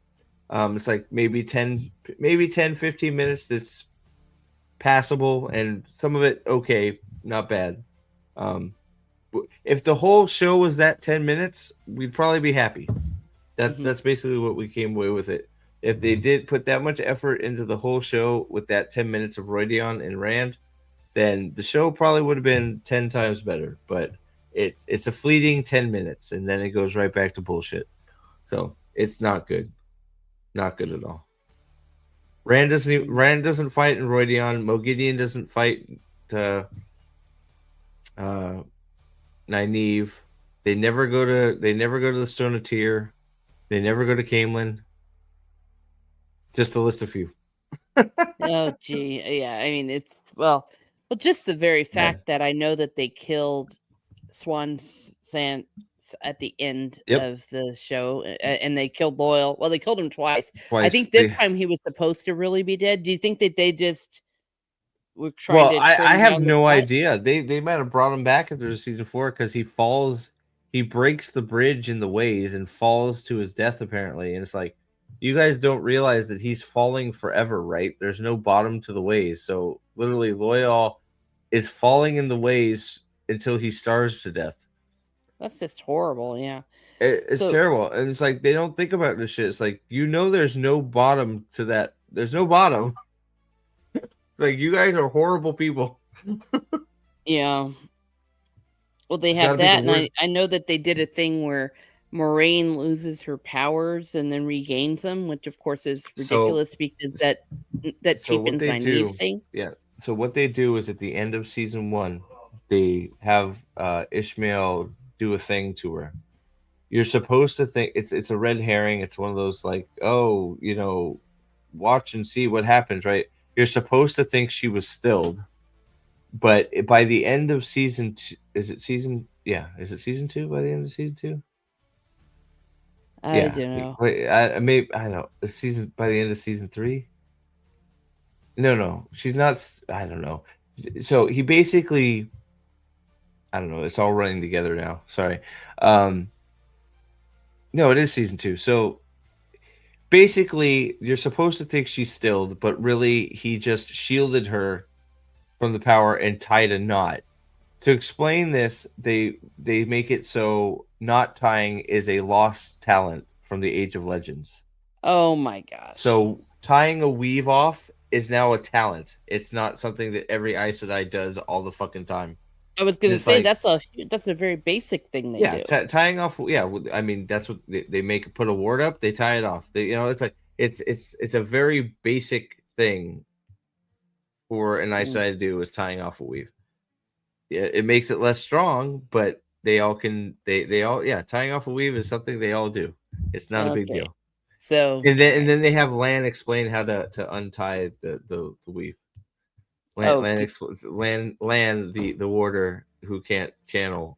I was tells about Rand how ready to to say fix he it. would not be able to know any of that. Yeah, it's fucking crazy. It's wild. So, yeah, it's, I don't know. It's one of those things. Now that you've read the whole thing, you can't really explain how fucking bad it is and how far off it is, and it's just, I don't know. It should be shown as what not to do in every instance because they fucked it up so bad. I don't even know how to describe it. Yeah. And I think the people that are the worst are the people that say they love this stuff and they defend it. It's undefendable. I don't know how these people defend it, and it's just like, well, because my thing is in the limelight, so I'm going to defend it whether it's good or not. Yeah. The Well, whole people sold their souls for less, I yep, guess. yeah, I guess, right? It, like the worst response I've ever got is well, would you rather have this or nothing? It's like, I'd rather Nothing. have nothing because this is shit. Yeah, I was about ready to say. Yeah, I'd rather have nothing. Yep. Well, and as far as the music goes, I should have mentioned this, that I have it on vinyl Oh. actually, that they did in the 90s, or I think soundtrack based on the Yes, that went Rand along with the untied it. books. Yes. Yeah, so I have that, and I actually was listening to that while I was reading the books, and I enjoyed it quite a lot, Yeah. and much better than that shit I was just listening to there for a few seconds. Yeah. So, Oh well, you got to hear the hills of Tanchico. Oh, I can only imagine. Yeah, they're talking about tits. Oh, sorry, my bad. Oh, Sorry, that's that was all right. Yeah. It's a song about the boobies of Tanchico. Yay! What a show! What a show! Well, I do know that they added a whole bunch of graphic and weird sex in the show that It's so wasn't weird. Yeah. a lot of a menage a trois, a very Yeah, notorious one. They add that, and then they and the stuff that should be there isn't. It's crazy. Yeah. Wild. Now, while Jordan had sex, we knew that they were all having sex in the books. He was not one to describe it. That just wasn't his thing. Nope. Absolutely not. Yep. Oh boy. Yeah. So, but so this was fun. This was awesome. Yay! Yeah. So, I look forward to doing more of it. This was fucking great. So, so everybody keep an eye out for Teresa's upcoming anything. Yeah. Anything? You said you got a few things coming up soon, or you're working. Sure. on Yeah, some of those are some ideas I'm doing with the Wheel of Time. Probably the one I'm going to be doing will be the casting one because I've got all those pictures put together. I'm also going through Harry Potter. So chapter by chapter. So you'll find on my channel, a lot of general fantasy, and maybe if you haven't ever been there, I've got playlists from previous book clubs like the Sword of Shannara, the Lord of the Rings. I do a lot of that. I do the Letters of Tolkien, and my channel's a little bit ADHD in itself, in the sense that I like to just talk about what I like to muse about. So you'll find history, you'll find well, I have a separate channel now for the religion stuff, and music, things that I find interesting. I'm going to be doing some stuff with Knights of the Seven Kingdom and Wuthering Heights. So there you go. There we go. Oh yeah, they're both. Yeah. God. Oh, that Wuthering Heights is going to be horrendous. Knights of the Seven Kingdom has potential. I heard about. Wuthering Heights was never my deal, but have you? Yeah. So I would be remiss if I didn't. Have you heard of or read Dungeon Crawler Carl? A dungeon what now? It's called Dungeon Crawler Carl. It's it's probably my new favorite series. It's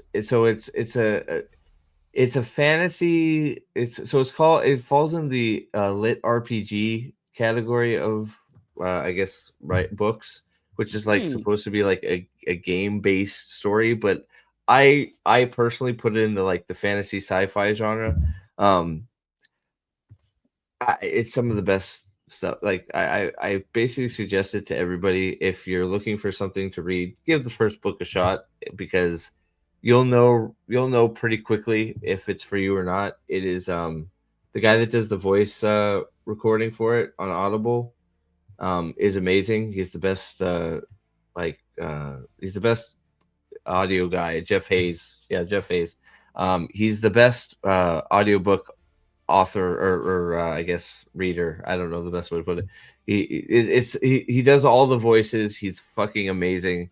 It's one of those book series that it's actually, I've heard from people that have read it that it's actually good to read it too, but like listening to it is another level because Jeff Hayes like acts out all the voices and parts. It's yeah. So if you're bored and looking for something to listen to or read, I can't say enough good things about Dungeon Crawler Carl. It is so fucking good that don't let the name of it deter you. It is another level good. Okay, Like, well, good.